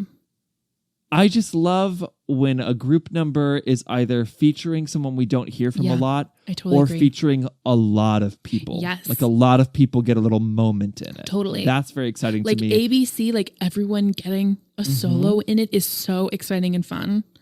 And this one is and like, after just hearing Rachel sing Don't Rain on My Parade, having her immediately sing second lead on this song is It's like, messed up. sure. yeah. I mean, they are on a time crunch. Yeah. But So that's what's holding it back for me. And then they go into Somebody to Love, which is another Rachel feature. And they go Oh my into God, totally. Isn't It Iconic by Alanis Morissette, which we know is Rachel's favorite song and she knows all the words to. Yeah, totally. Come on. Isn't it iconic? Isn't Isn't it? it iconic? Mr. Play It Safe didn't like to fly. Is it too iconic? Is it too iconic? I can't believe you did that. And I saw right through your shit immediately. I'm so glad you noticed it because I would have gone the whole episode and just never acknowledged it. Oh, I can't let you. Oh, it was an honest mistake. It was an honest mistake for me to watch On My Way. We all make mistakes. A little too iconic.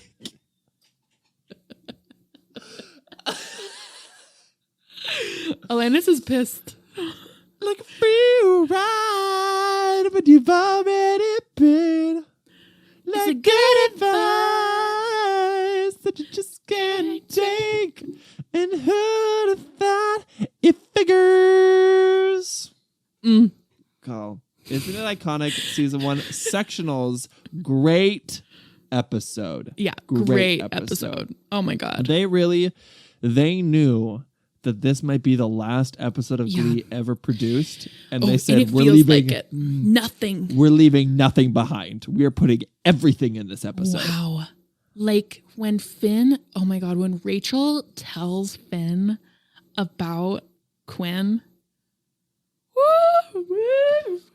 Also, I'm sweating. Obsessed with Finn walking in the room, accusing Puck and Quinn saying, "Who told you? Was it Rachel?" And Rachel goes, Rachel "No, going, no. no." And Kurt immediately saying, "It was Rachel." No, Finn says, yeah, it was Oh. Rachel. I think Kurt does say, like, of course it was Rachel. Who else would have done it? And then Finn's like, yeah, it was Rachel. No. Her blowing everything up and then trying to wash her hands of it. No. Oh, I'm obsessed. Oh my with God. her. I can't believe she did that. Oh my God. It's so iconic. Isn't it iconic? And then, A little too iconic. and then when she goes to Quinn, she's like, hey, I'm really sorry. I just ruined your whole life, your home situation, this like life that you've set up for your, your baby and like your safety. Like, I'm really sorry. I just really wanted him to date me and not date you. And I'm like, good for you for being honest for once in your fucking life. I'm also obsessed with that. I know, me too. Rachel doing this, not because it's unethical that Quinn is lying to Finn and is going to make him raise a baby that he doesn't know isn't his, but because she wants Finn to kiss her. That's the reason. Hey. I get it. It's fucked up. It is really fucked up. And I mean, I can't believe she did that, but it is such good drama to watch. It's amazing. And it's also like, this is such a crazy secret that they keep for so long. And then for Rachel to just like look at him and be like, actually, we should be together. I have something to tell you. You're not going to like it. And then when Quinn's like, well, we both don't have him. And ain't that just the way? Ain't that just the way? Dang. Isn't it iconic?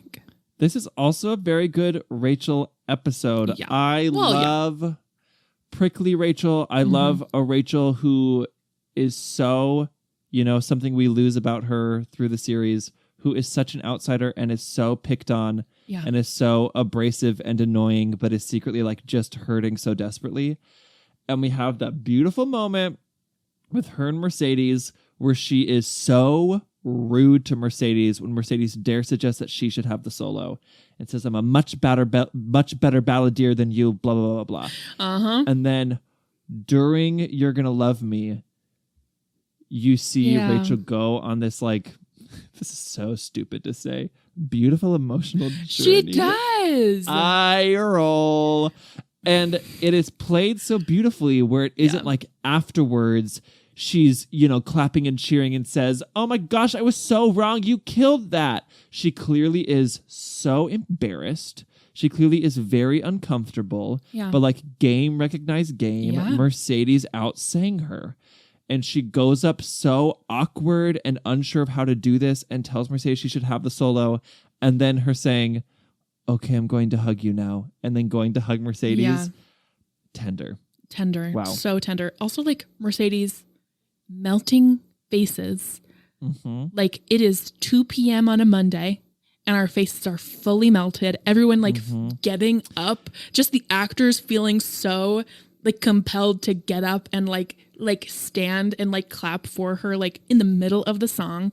I feel that so deeply. I love the Mercedes got that moment to do that. I wish she could have done it in competition. Can you imagine sitting through this performance live and then having to go to social studies? Oh, how do you go to social studies? Like, I literally cannot be learning about this right now. No. The Great Mercedes Depression. Jones is down the road. That's what I'm experiencing because I'm no longer listening to Mercedes Jones sing You're Gonna Love Me. I'm telling you, pardon me, that's the name. And that's the thing too, is Mercedes Jones does shit like that. And this is just a critique on this show. And I mean, they like in 2009, they say whatever they want to say about whatever. But like, and then like Mercedes Jones in the first fucking season is performing like this. And they still have the audacity to be like, well, she's not the strongest performer. It's not her. Yeah. It's like, don't lie. Don't lie to me as a viewer. And like in 2009, Will comes to the like decision that he's going to like lift up Rachel because Rachel needs it more than Mercedes. And it's like, yeah, but don't lie to me as a viewer. I don't like it. Yeah. I don't know. I agree. One person in this cast has an Olivier, one Dancing with the Stars, and one The Masked Singer. Oh, and it is. And it wasn't Rachel Berry. Rachel Berry. One of us has a big case of the gay face. One of us has a hard luck case of the gay face, and it ain't me. And it ain't me. A hard luck case of the gay. One of my favorite quotes on this entire show. Why? First of all, my roommate goes to the gym, the same gym as Grant Gustin, and every time he sees him, he texts me and says, I'm working out next to Grant Gustin. And every time I say, like, play Glee in your headphones as loud as you can. As loud as you can. Blast Smooth Criminal. He never does. But anyways, why did Sebastian Smythe go to their sectionals performance in Hold On to 16? I know why he went, but then like stand up and cheer and I know clap he's like and dance smiling. during Well, it. because he wants to fuck Blaine. Oh, that's true. Because I had the same Fair. thought. I was like, ew, why is he smiling like he's having a good time? And it's like, it's because this is the episode where he's like still trying to get with Blaine. Blaine's going to see him in the audience and he's like, I have to look supportive so that he will. Yeah. Dang. Yeah. Okay. Sectionals. Come on and stand up again. We are certainly not talking about that episode. But I watched it. That was not on the criteria. That was not on the curriculum. We were talking about seasonal sectionals. Do I get extra credit? No. And that's the thing too, is we're gonna watch regionals episodes, and I'm gonna have to watch that episode for a third time. Yeah, I do think about that when we watch episodes that fit overlap multiple potential themes. Yeah. That I'm like, I will revisit this episode a lot. Yeah, I know. I was thinking about like the Venn diagram of episodes, and there's a few of them that like. Yeah. Thanksgiving, if we ever do like a holiday episodes. Yeah. Thanksgiving is a holiday episode. Yeah. Oh my God. Can we talk about Thanksgiving? No. Do you have anything else to say about sectionals? No. Okay. I don't think I do either. Thanksgiving. Well, which is both of our, to make it clear, it is our last set list. I mean, they only do one song. And I mean, I say with love, we are, like I said, I'll say it again for the kids who didn't hear us, or maybe who don't believe us, we are Gangnam Style enjoyers. I really do enjoy it. Gets better on repeat viewings. Oh, genuinely. Yeah. Everyone, I need you to go back and rewatch it. You're going to have a good time. But obviously it has to be the worst one because they don't even finish this song, which is unfortunate. I mean, I have to say, I like this episode fine, but Lord, do I like this episode the least.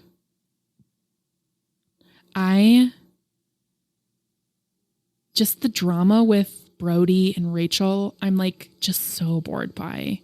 I like a Kiki is a party for calming all your nerves, for spilling tea and dishing just desserts when they deserve.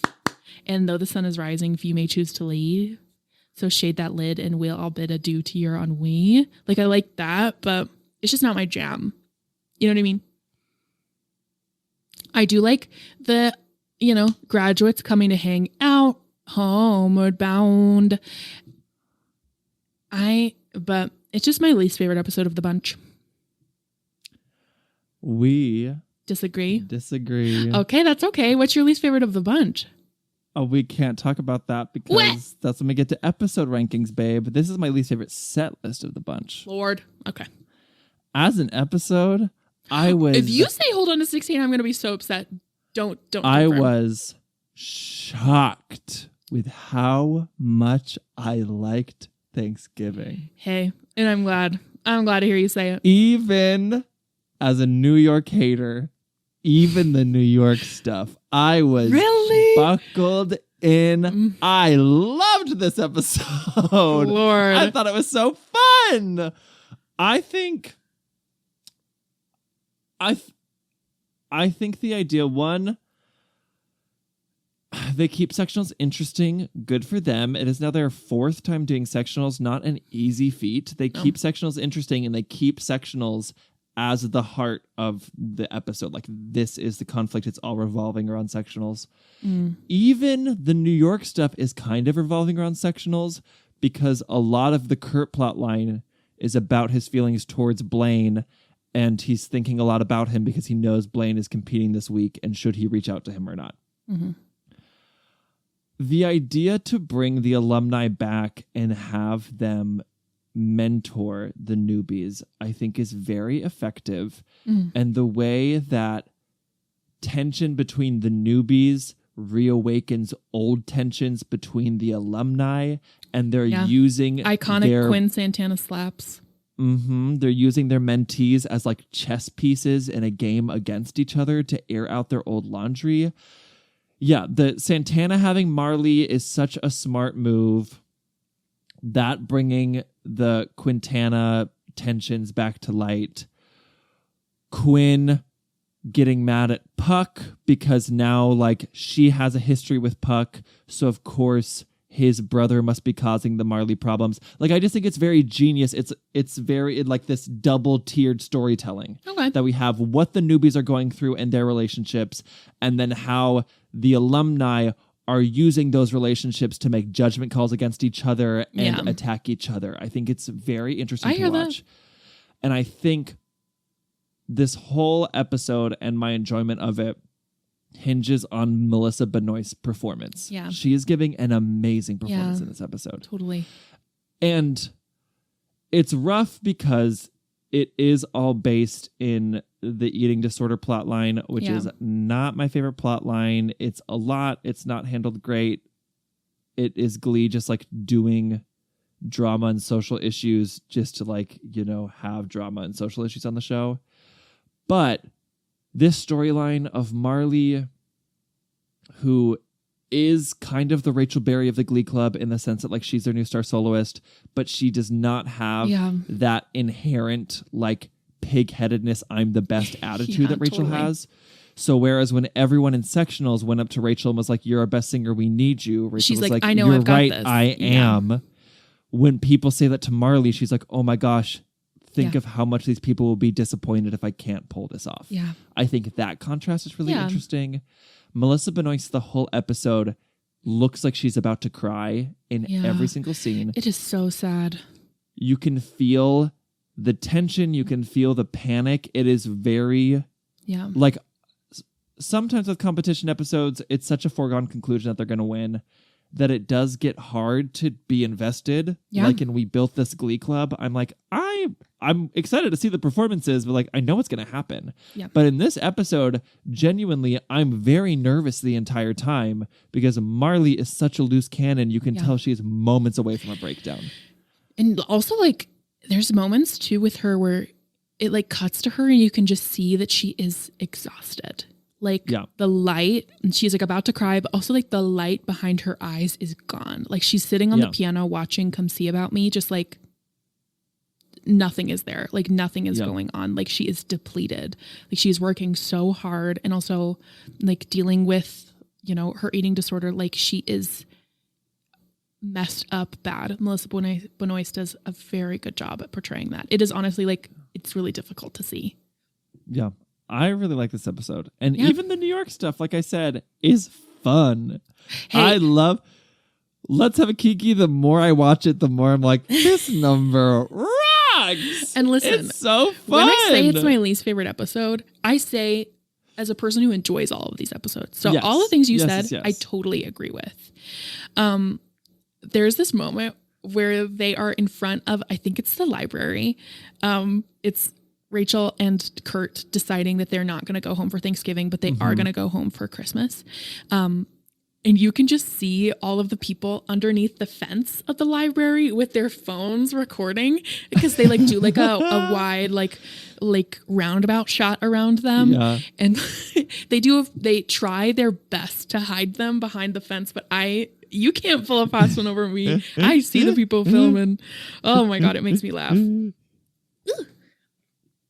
Yes, I like this episode a lot. I was very surprised by how much I liked this episode. Yeah. What's up, Thanksgiving? Thanks living. Also, is Willem in the glasses in the like purpley dress?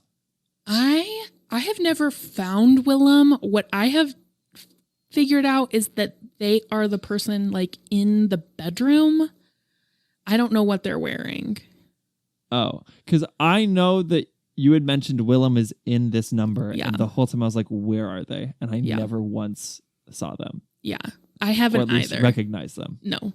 I mean, what my roommates deduced is that they are like never face on screen. And they're like in the back turned away, like in like a little like group chatting while everyone is dancing. Got it. I also like... It's the beginning of Kitty's shift. Yeah. This is technically she feels really bad. This is technically in Swan Song, but we did watch the first scene of Swan Song because it is about sectionals. And Kitty's reaction to the fallout of Marley fainting is frankly really, really, I have used this word so much this episode, and I'm going to use it again. Compelling. Sorry, everyone. Take a shot. It is. It's really sad. Yeah. I'm not crazy about this plotline as a whole, but its place in this sectionals competition is actually really interesting.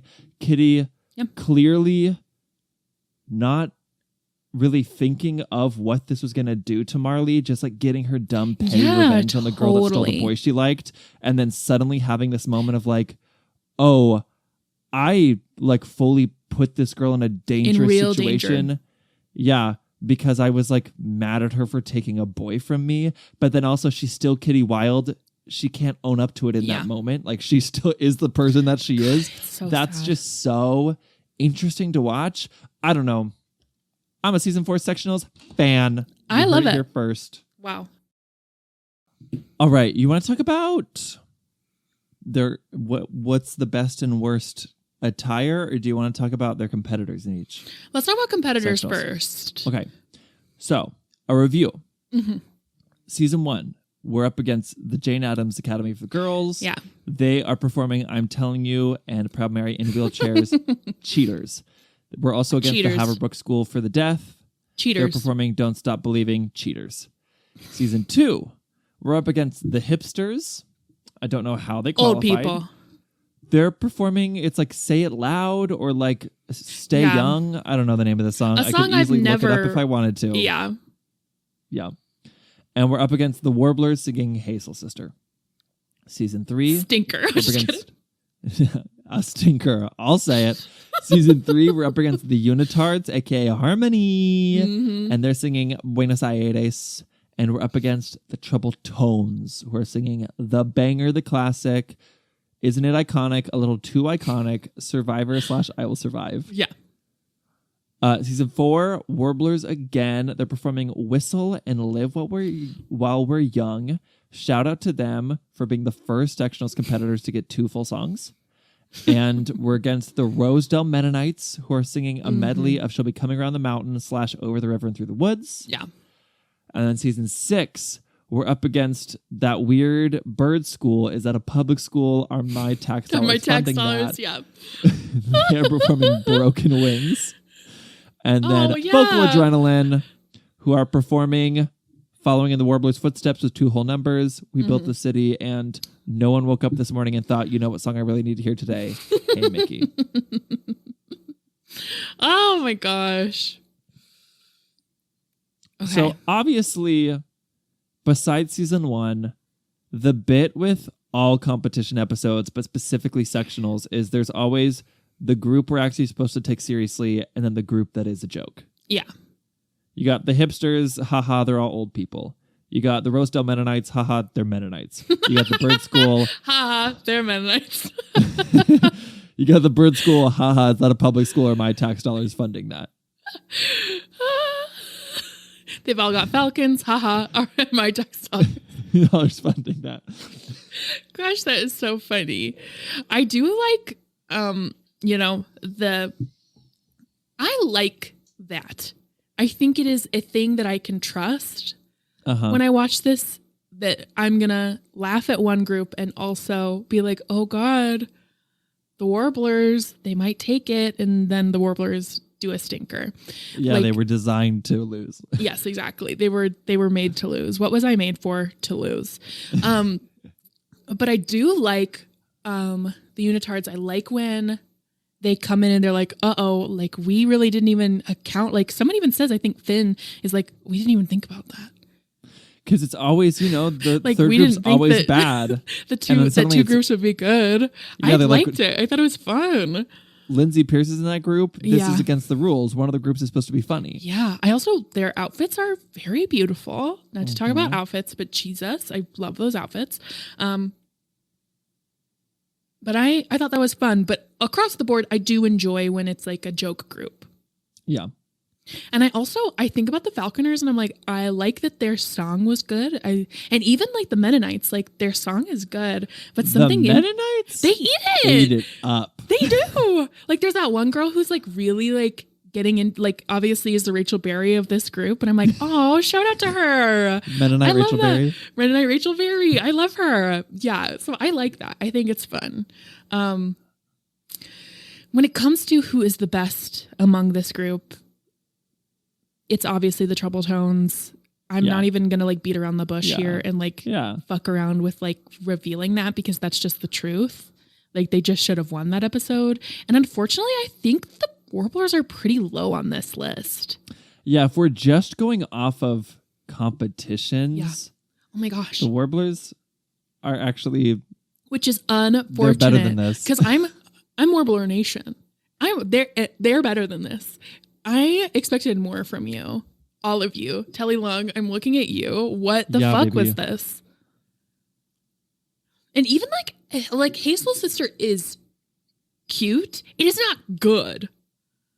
I mean, I think it's probably good. It's just not great. It doesn't feel good. I've just seen them. I've seen them do better in like nearly every other episode of season 2. And that's the truth. Like, I mean, come on. What are they doing? Anyway, so I do think they're like pretty low on the list for me. I think Live While We're Young is fun though. I think of their sectionals performances, that's probably their best one. Yeah. We got Sebastian Smythe with a change of heart. He's a good guy now. He's sweaty. And honestly, come on and stand when he asks for donations and he dedicates the number. We're not talking about it. We're not talking it's about on it. The brain.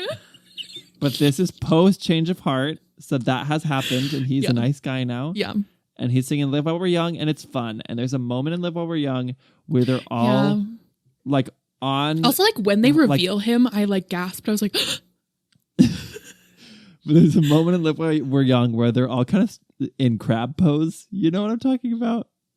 Where you're on like your hands and knees, but on your back, like when you crab walk. Oh, yes. And crab they're all holding each other's ankles and they flip over in groups.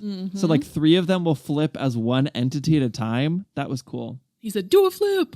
Yeah. And that makes sense why they won season 4, because I do think that's one of their strongest competition set lists. I could do without Whistle just because I hate that song. Yeah. And also I find Hunter, who isn't even a little bit bi-curious, kind of annoying. That line is funny. It is really funny. That line is funny. I want to be clear. Yes. But just like him during Whistle, I'm like, get Grant Gustin on the stage. What are you doing? I know. It's also like I like Grant Gustin. I like Barry Allen being, you know, the full change of heart where he's good now and he smiles during his songs now. It makes me laugh. I like that. I think it's fun. I see the era of his face. It's that season 4 sectionals. They do a decent job. Yeah, they do a decent job. I mean, and I think I'm just like comparing them to all of their other numbers that are to Bills. Yeah, exactly. That I think are just like because you walk pretty, because you talk pretty, because you make me sick. And I'm not leaving till you're leaving. Like I can't even talk about that song. And they just never touch the iconicness that they achieve just in their own hallways and at a random gap. But that's just my opinion. Tragic. It's tragic. Yeah. How do we want to rank it? Do we want to go from like best to least best? I mean, Survivor will survive. Top of list, of course. Top of list, yeah. I'm going to throw in, for me, I think the Unitards next for me. Ooh, actually, I think that might be true. I really like the Unitards. Them singing that song too. Yeah. I'm always lip syncing, and then it cuts to Kurt and Rachel, and I'm like, who are also lip syncing. They really called me out. Seeing you, exactly. Then I think season 4 Warblers for me, number 3. We built the city. Hey Mickey, vocal adrenaline. Oh yes, I totally forgot about them. Yes, to talk about that one for just a second.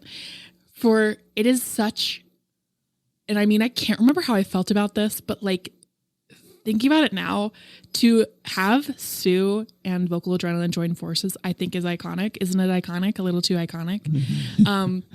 But I think that even having them dress like her, where they're wearing cheerleader skirts, they're wearing like Sioux jumpsuits, like, and then throwing people out of cannons. I thought I was in Fallujah.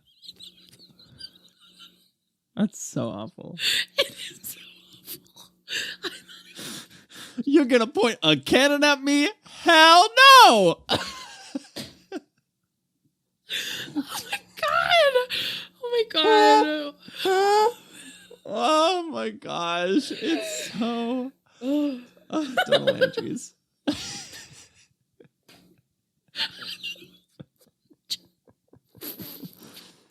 Oh my god, another that's so funny. another iconic, but also like, whoa, Judge's moment is in season 1 when Robert Remington brags about being at, where's it, Altamont Speedway, and he saw that guy get stabbed. Rod Remington! He also like hits on Jane in like the weirdest way, and then Donald Andrews is like, "What the fuck did you just say to me?"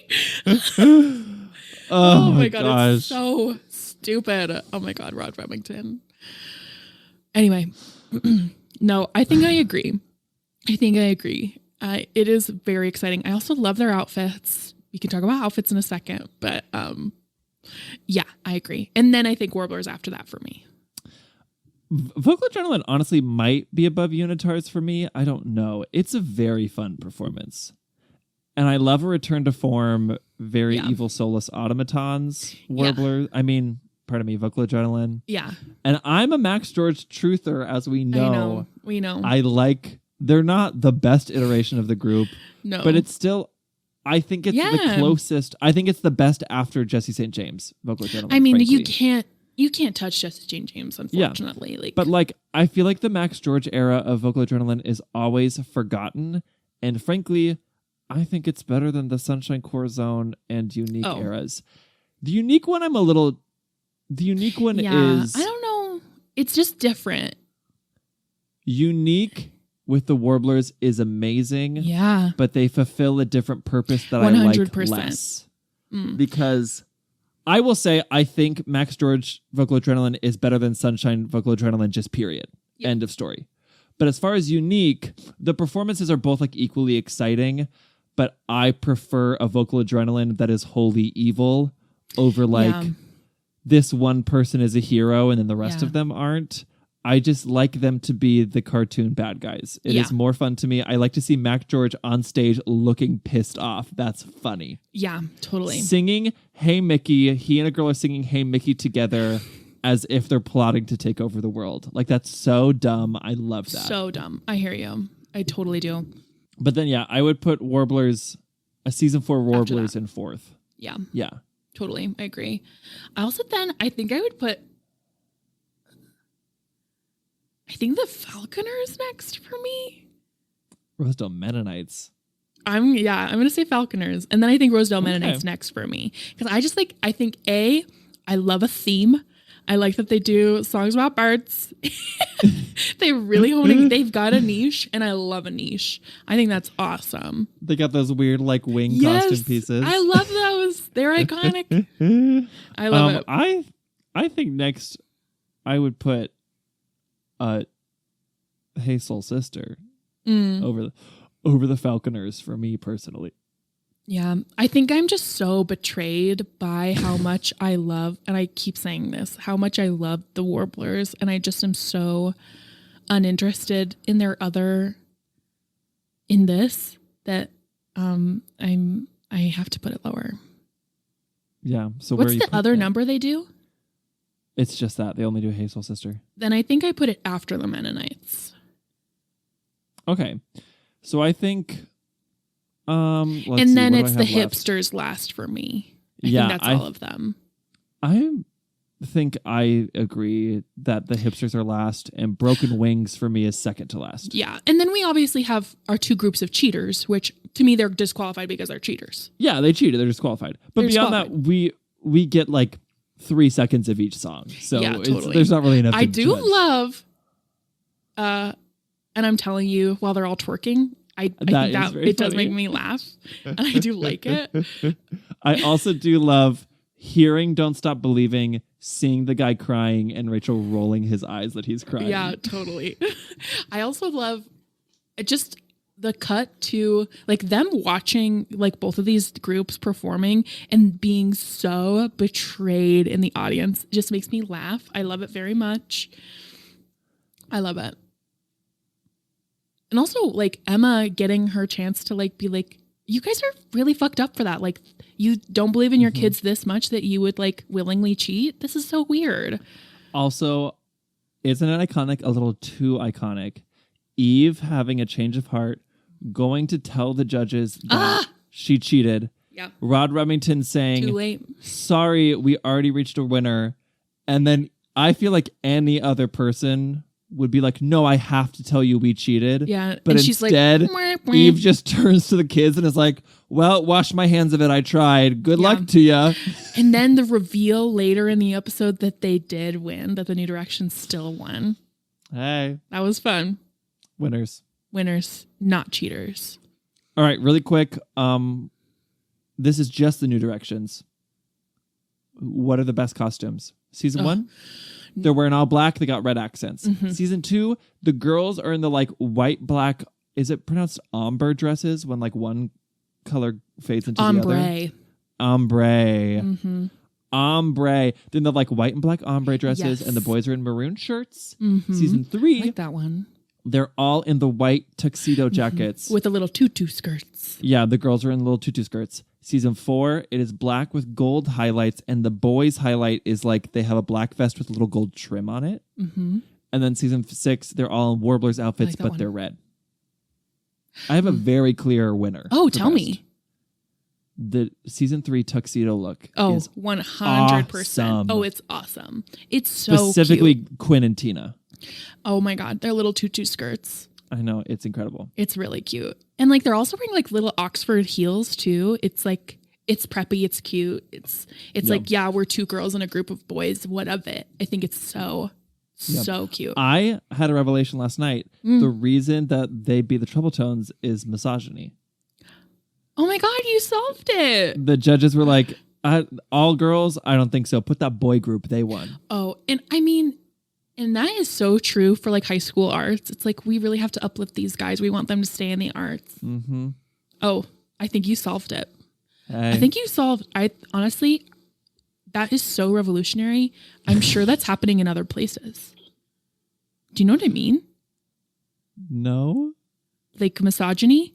You think it's happening somewhere else, or do you think it's just like I think it's show just, choir? No, not even show choir as a whole. It's this. Just Hold On to 16. Oh, okay. It's the only time that men have been given preference over women just because of their gender. Okay, I understand. Yeah. Thank you for telling me what's right. Of course. Well, I have to. Of course.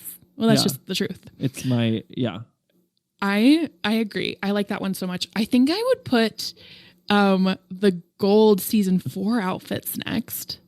They're cool. They are really cool. I think they're really cute.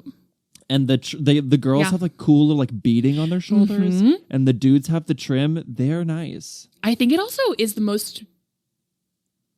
I think like the season 1 outfits I think are iconic, but I think they're like ill-fitting on literally every person.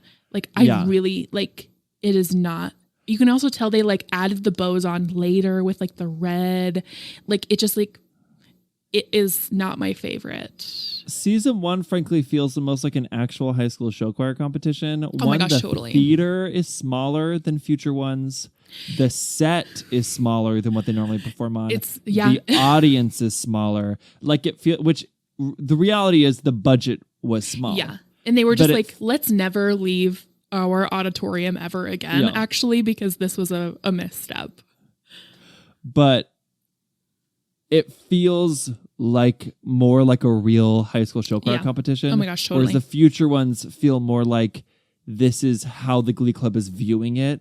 You know, everything's like bigger and grander, and the costumes are like really sleek and fitting. And I think totally agree. Season 1, I think, is probably my maybe least favorite. Yeah. It is iconic, like you said, but it's only iconic because it's the first competition episode. Yeah, it's just because that's what we're thinking of. Yeah, but even otherwise, those costumes are fine. Even like Journey to Regionals, their outfits are, wow. I think about those all the time. Anyway, next, I mean, I love the red warblers Yes. outfits. Yes. They like give me chills. I think they're so cute. And I think it's like, you know, they've absorbed the warblers, but they still want to like pay homage to this group, and they have this tradition of wearing these outfits and, you know, making it McKinley colors. I think it's beautiful. It makes me emotional to see. I love it. Yeah. And like the little headbands too. Oh my God. I love an accessory.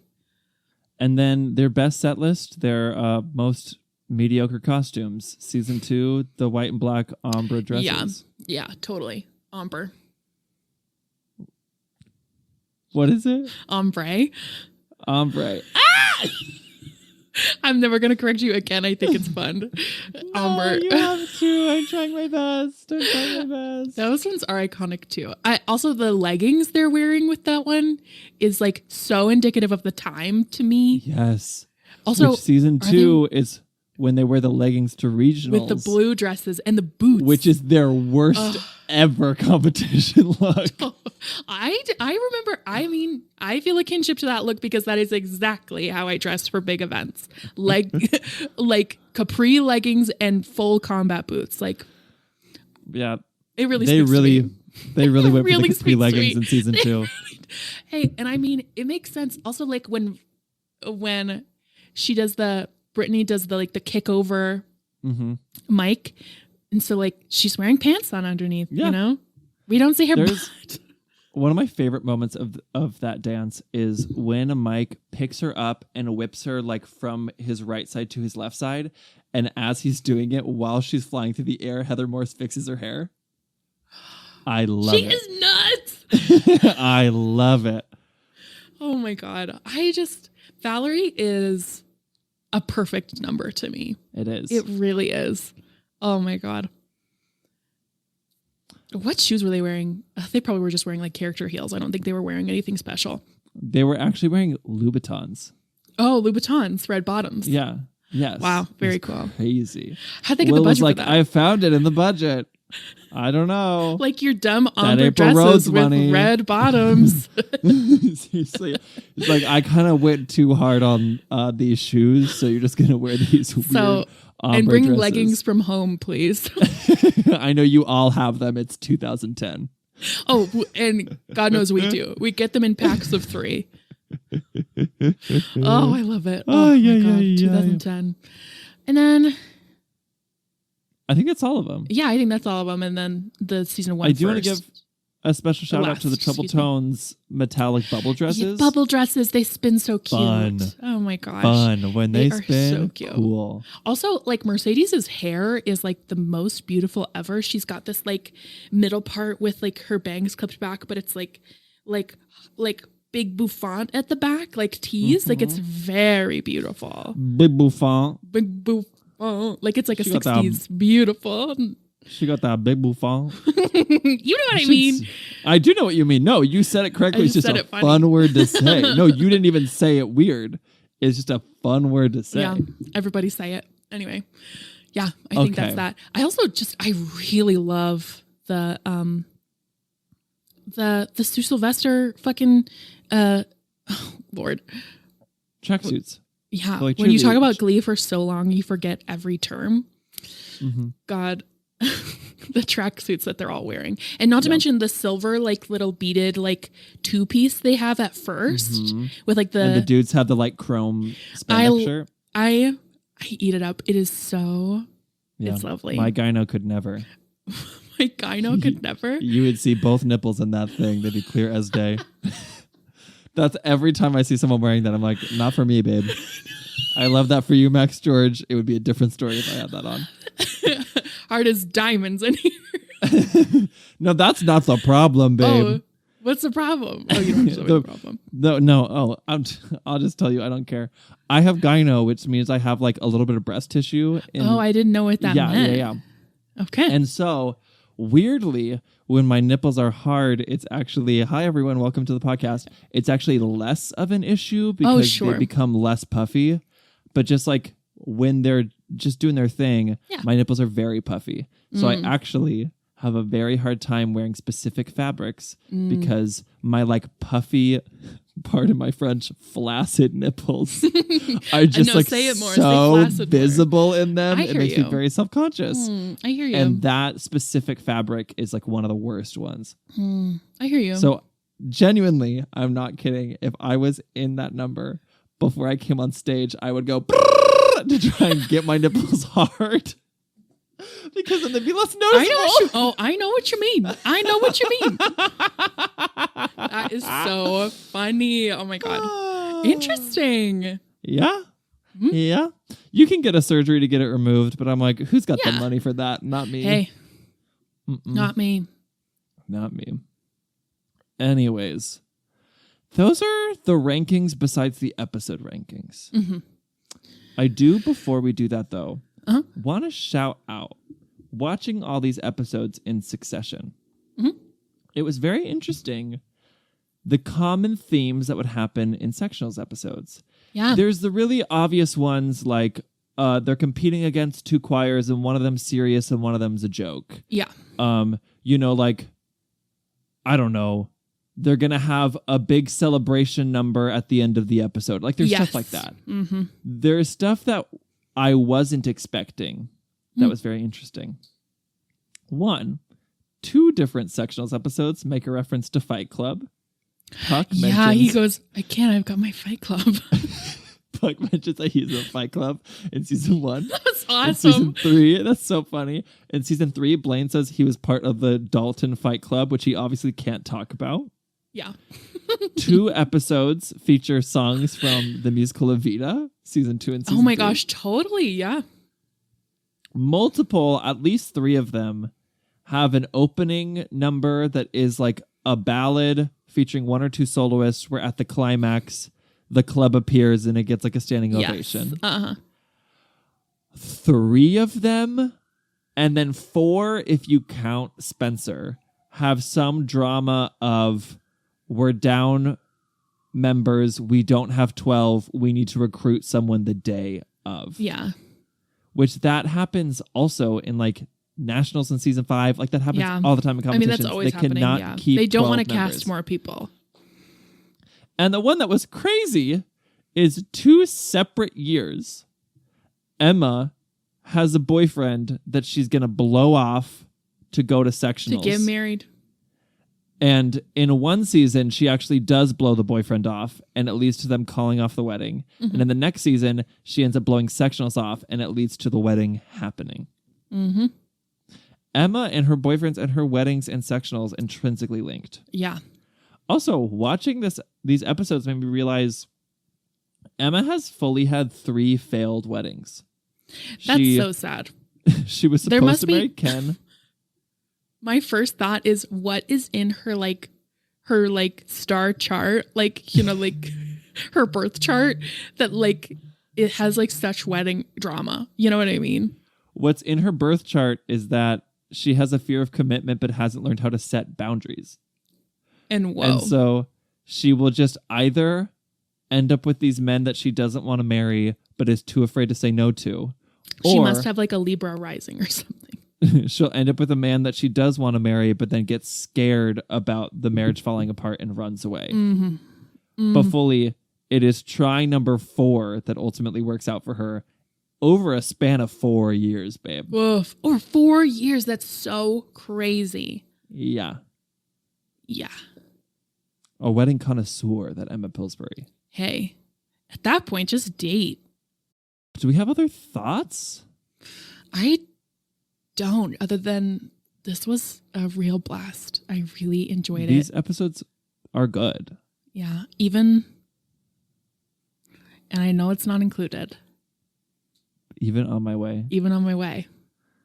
Great app. It is. It's pretty fun. Great app. The drama of Finn and Rachel getting married, it was wild. I'm like, these are juniors. Are they juniors? No, they're seniors. No, they're seniors at that point. Yeah. That's why it's totally okay that Puck is dating Shelby, because he's 18. Yeah. Oh, yeah, of course. And that's why Quinn's crazy for wanting to report it. He's 18. He's 18. He's allowed. Come on. In Sectionals in season 1, someone does call Rachel a total trout mouth. And I thought, foreshadowing. Totally. They were like, trout mouth is good. Write that shit down. That's good. Ryan was like, Ian, write that down. Write that down. Write that down. I loved. That's a great line. I love. Something I love to do is whenever a friend of mine says something really funny, I like to tell them to write it down. Like, no, write that down. Like, you'll need that later. That Like, don't fucking forget when you just said something good. Okay. The time has come, and I already know that we don't agree. Well, that's okay. The time has come for our rankings of the episodes. Do we go best to worst or worst to best? Oh, God. I think we go worst to best. I think we've gone best to worst for a while. I think it's good to go worst to best. Shake it up. And let's say, and it's not even up. least best, it's fucking worst. Yeah. We lied earlier when we said that all of these episodes were good. We actually hate the one we're going to say first. Oh, yeah. What is my worst episode? Oh, God. I really do enjoy all these episodes. I already said it. Early. I was going to say you already said it. Well, my worst episode is season 4. Mm-hmm. And it's called Thanksgiving. I've heard of it. Thanksgiving. And why is it your worst? I don't give a shit about Brody. But Isabel and drag queens, and let's have a kiki. No, and like I said, it is the worst episode ever. No, I love this episode. I really enjoy this episode. But the balance of, I agree that it's better than some episodes, but I just like, especially in a competition episode, I don't want to see anything but the competition. I want to see the infighting of the competition, seeing like Kurt and Isabel talking about wanting to come home for the holidays. I'm like, there's just so much more that's going on here that I want to see. I like the super seniors coming back. I like the super seniors. They graduated, babe. That's a super senior. When like someone who graduated just recently comes back and like pisses all over the school, that's a super senior. Oh, we called super seniors people who got held back and were repeating their senior year. Well, that's really rude. I know. I think it's probably both. But I mean, you know what I mean. But I mean, just like the people who had graduated, the graduates coming back. Yeah. I like that. I like so much of this episode. I just like it the least. Yeah. So yeah. What's your least favorite episode? We built this Glee club. I hear you. I totally do. Second best set list, but that episode's A plot is what's Rachel's future going to be. Totally. And that's why it's my next. Care. It's my next least favorite episode. It's your number 4. Mm-hmm. Don't tell me. It's Hold On to 16 is next, right? Hold On to 16. What the? I hate that. It's still there. All these episodes are good. That's true. It's so hard. All these episodes are genuinely very good. But I was just less invested in the drama of this episode than I was in the other ones. And I'm in the drama. Quinn going crazy. Quinn coming on to Sam and being like, are you going to be my baby's daddy?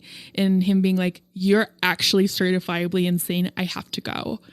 Quinn being like, welcome back to town. I'm glad your family got back on their feet. Do you want a kid to take care of? Like, I've got a proposition for you. You want to raise my baby with me? I love Remember when I cheated on you? That was so crazy. Anyways, you want a kid? So last year. I would never do that now. No. Welcome back. Oh my God. Quinny, I can't believe it. What is my next? Your third. My third. Third highest. I think I will say Hold On to 16. Yeah.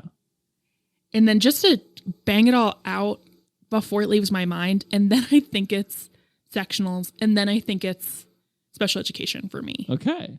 That's the rest of my order. Tell me yours. My third is Thanksgiving.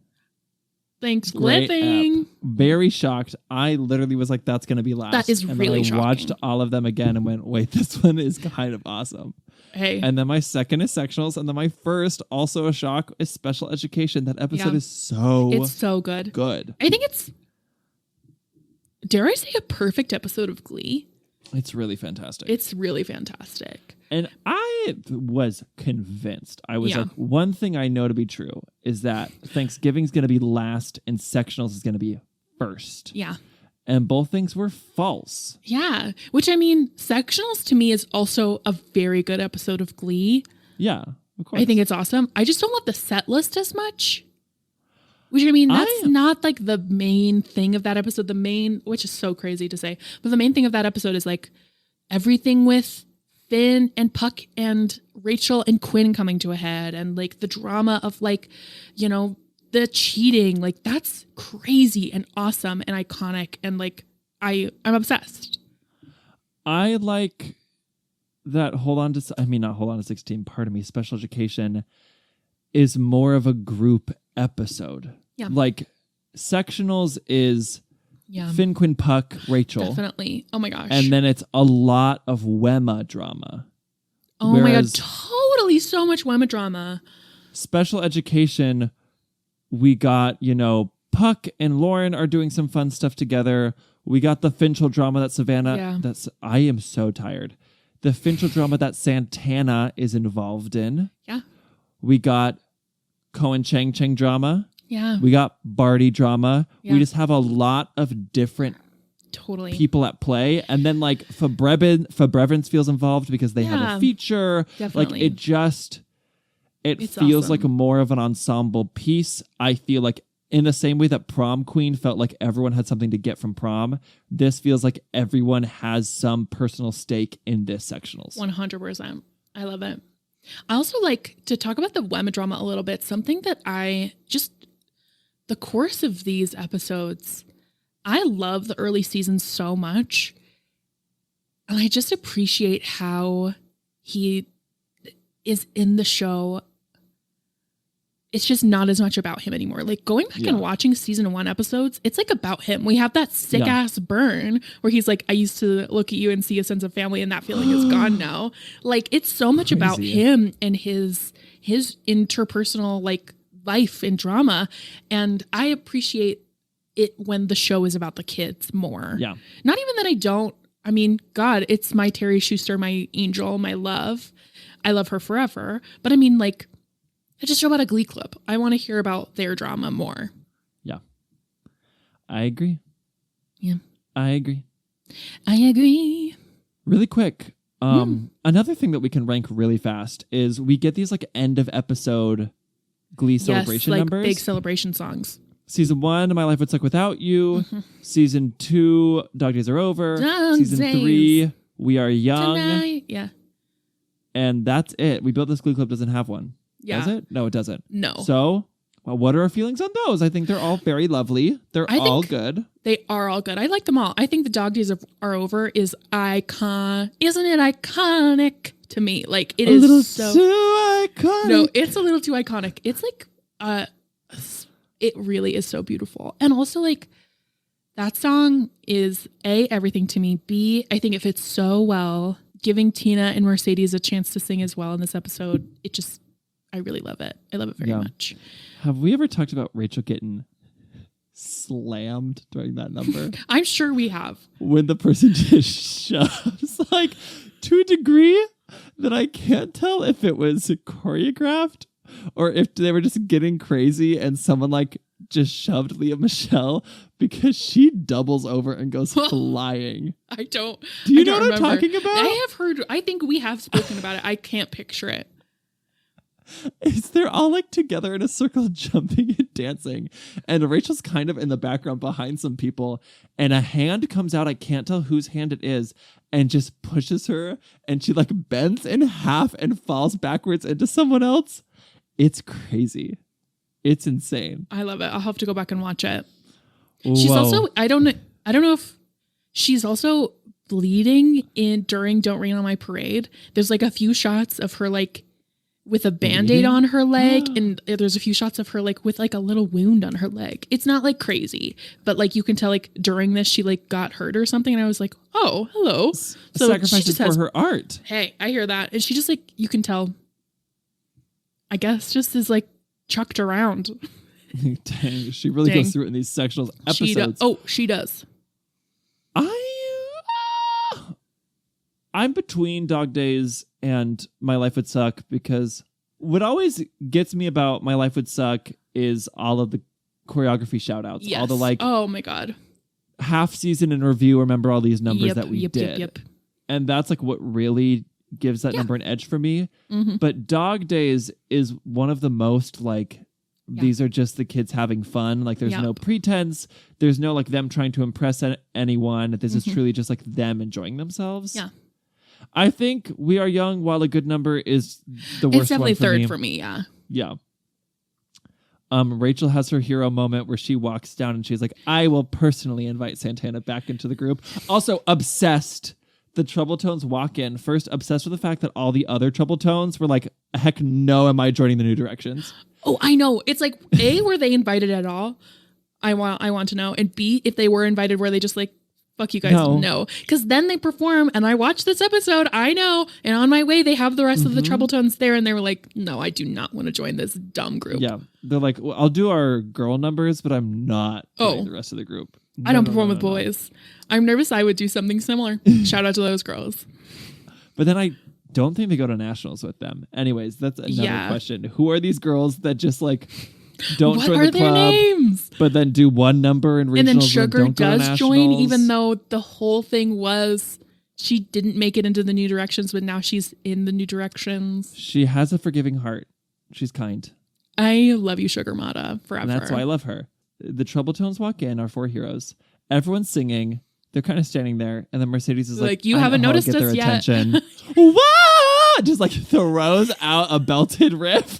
And then they're all like, hello? It's awesome. Isn't it iconic? It is awesome. That's Sectionals, baby. Yeah, that's Sectionals. Don't wear it out. Don't. Tune in next week when we're going to do our Hangout episode. If you got thoughts on these episodes, send them to recoveringgleek@gmail.com. Mm-hmm. And then in 2 weeks, which I think is October 16th, everyone hold a phone. That is true. On October 16th, we're going to be talking about our next theme, which future me will announce right now. Hey, it's me from just now. Our next theme is going to be Boys vs. Girls mash-off episodes. So that will be Season 1's Vitamin D, Season 2's Never Been Kissed, Season 3's Mash-Off, and Season 4, Boys open parentheses and Girls close parentheses on film. So everyone be there, buckle up, get ready. If you want to vote on that theme, join our Patreon. Become a best friend of the podcast at patreon.com/recoveringgleek. You can vote on what we talk about in these Glee wines. Hey, it's me again from just now. I'm going to take this time to give a big shout out to our best friends of the podcast. You know who you are. And in case you don't, I'm going to remind you by saying your name right now. A big thank you to Jack, April, Sophie, Eden, Nikki, Brianna, Yasmin, JP, Tanya, Alex, and Saul, Catherine, Eliza, Rachel, Prav, Julia, Haley, M, Drew, Christine, Hannah, Kayleen, Blake, Rachel, Allison, Natalie, Gwen, Emily, Megan, Audrey, Alexandra, Kylie, Dustin, Azza, Jaden, Paul, Vicky, Hannah, Gemma, Keely, Jasmine, Sophia, Will, Danica, Shalane, Diagonal Toast, Mary K, Aspire, Squid 103, Reagan, Pee Poo Poo, Josette, Lowe, Madeline, Olani, Elise, Elleraine, Jeanette, Suzanne, Blanton, Alice, Nadia, Fadia, Nicole, Caitlin, Abby, Kristen, Story, Eileen, Mariah, Mallory, Hannah, Rebecca, Jordan, Andrew, Ari, Haley, Marissa, Taylor, Kimberly, Carlin, Frankie, Margaret, Despina, Liz. Oh no! Sorry. What just happened there is that I didn't mute my computer and then it started playing a recording. Anyways, continuing with Emily, Han, Phoebe, Aria, Ava, Haley, Emily, Michelle, Jacqueline, Hannah, Laszlo, Ray, Emma, Sam, Aubrey, Steve, oh my word. Steve, Muppet Baby Cat, Kelsey, Thomas, Chucho, Cyrus, Brittany, Naomi, Kenzie, Ashley, Michael, Katie, Elizabeth, Freddie, Allison. Thank you all. I love you guys. Thanks for being here. I think you're all a little too iconic. And I hope you have a great rest of your day. Thanks so much for being here. Honestly, go watch these episodes, you guys. You'll have a blast. They're all good. They are. Even the ones we think are shit. We're still pretty good. I'm just kidding. We didn't think any were shit. But love you guys. Have a good day. Here's a kiss on your forehead if you accept it. Bye. Bye. Thank you for listening to Recovering Gleek. You can find us on Instagram and TikTok at recoveringgleek_podcast. If you liked our podcast, be sure to leave a review. And tell your friends, please. Which judge concept? Because the judges didn't really talk a lot. But yeah. Which judge concept did you think was the funniest? I love, okay, and I mean, I like the two judges that are just like, you know, people in the community, but then the one judge who is like someone fucking way random who the community is like obsessed with. Like there's like that pageant queen they really love. The catfish queen, and people lose their minds. Queen! Yes! And then like Tickles the clown, Ian Brennan as that vampire. I know that's not included, but it's still, it fits the brief. But I mean, obviously, it's Our Lady. It's Donna Landry's. Donna Landry. She is everything to me.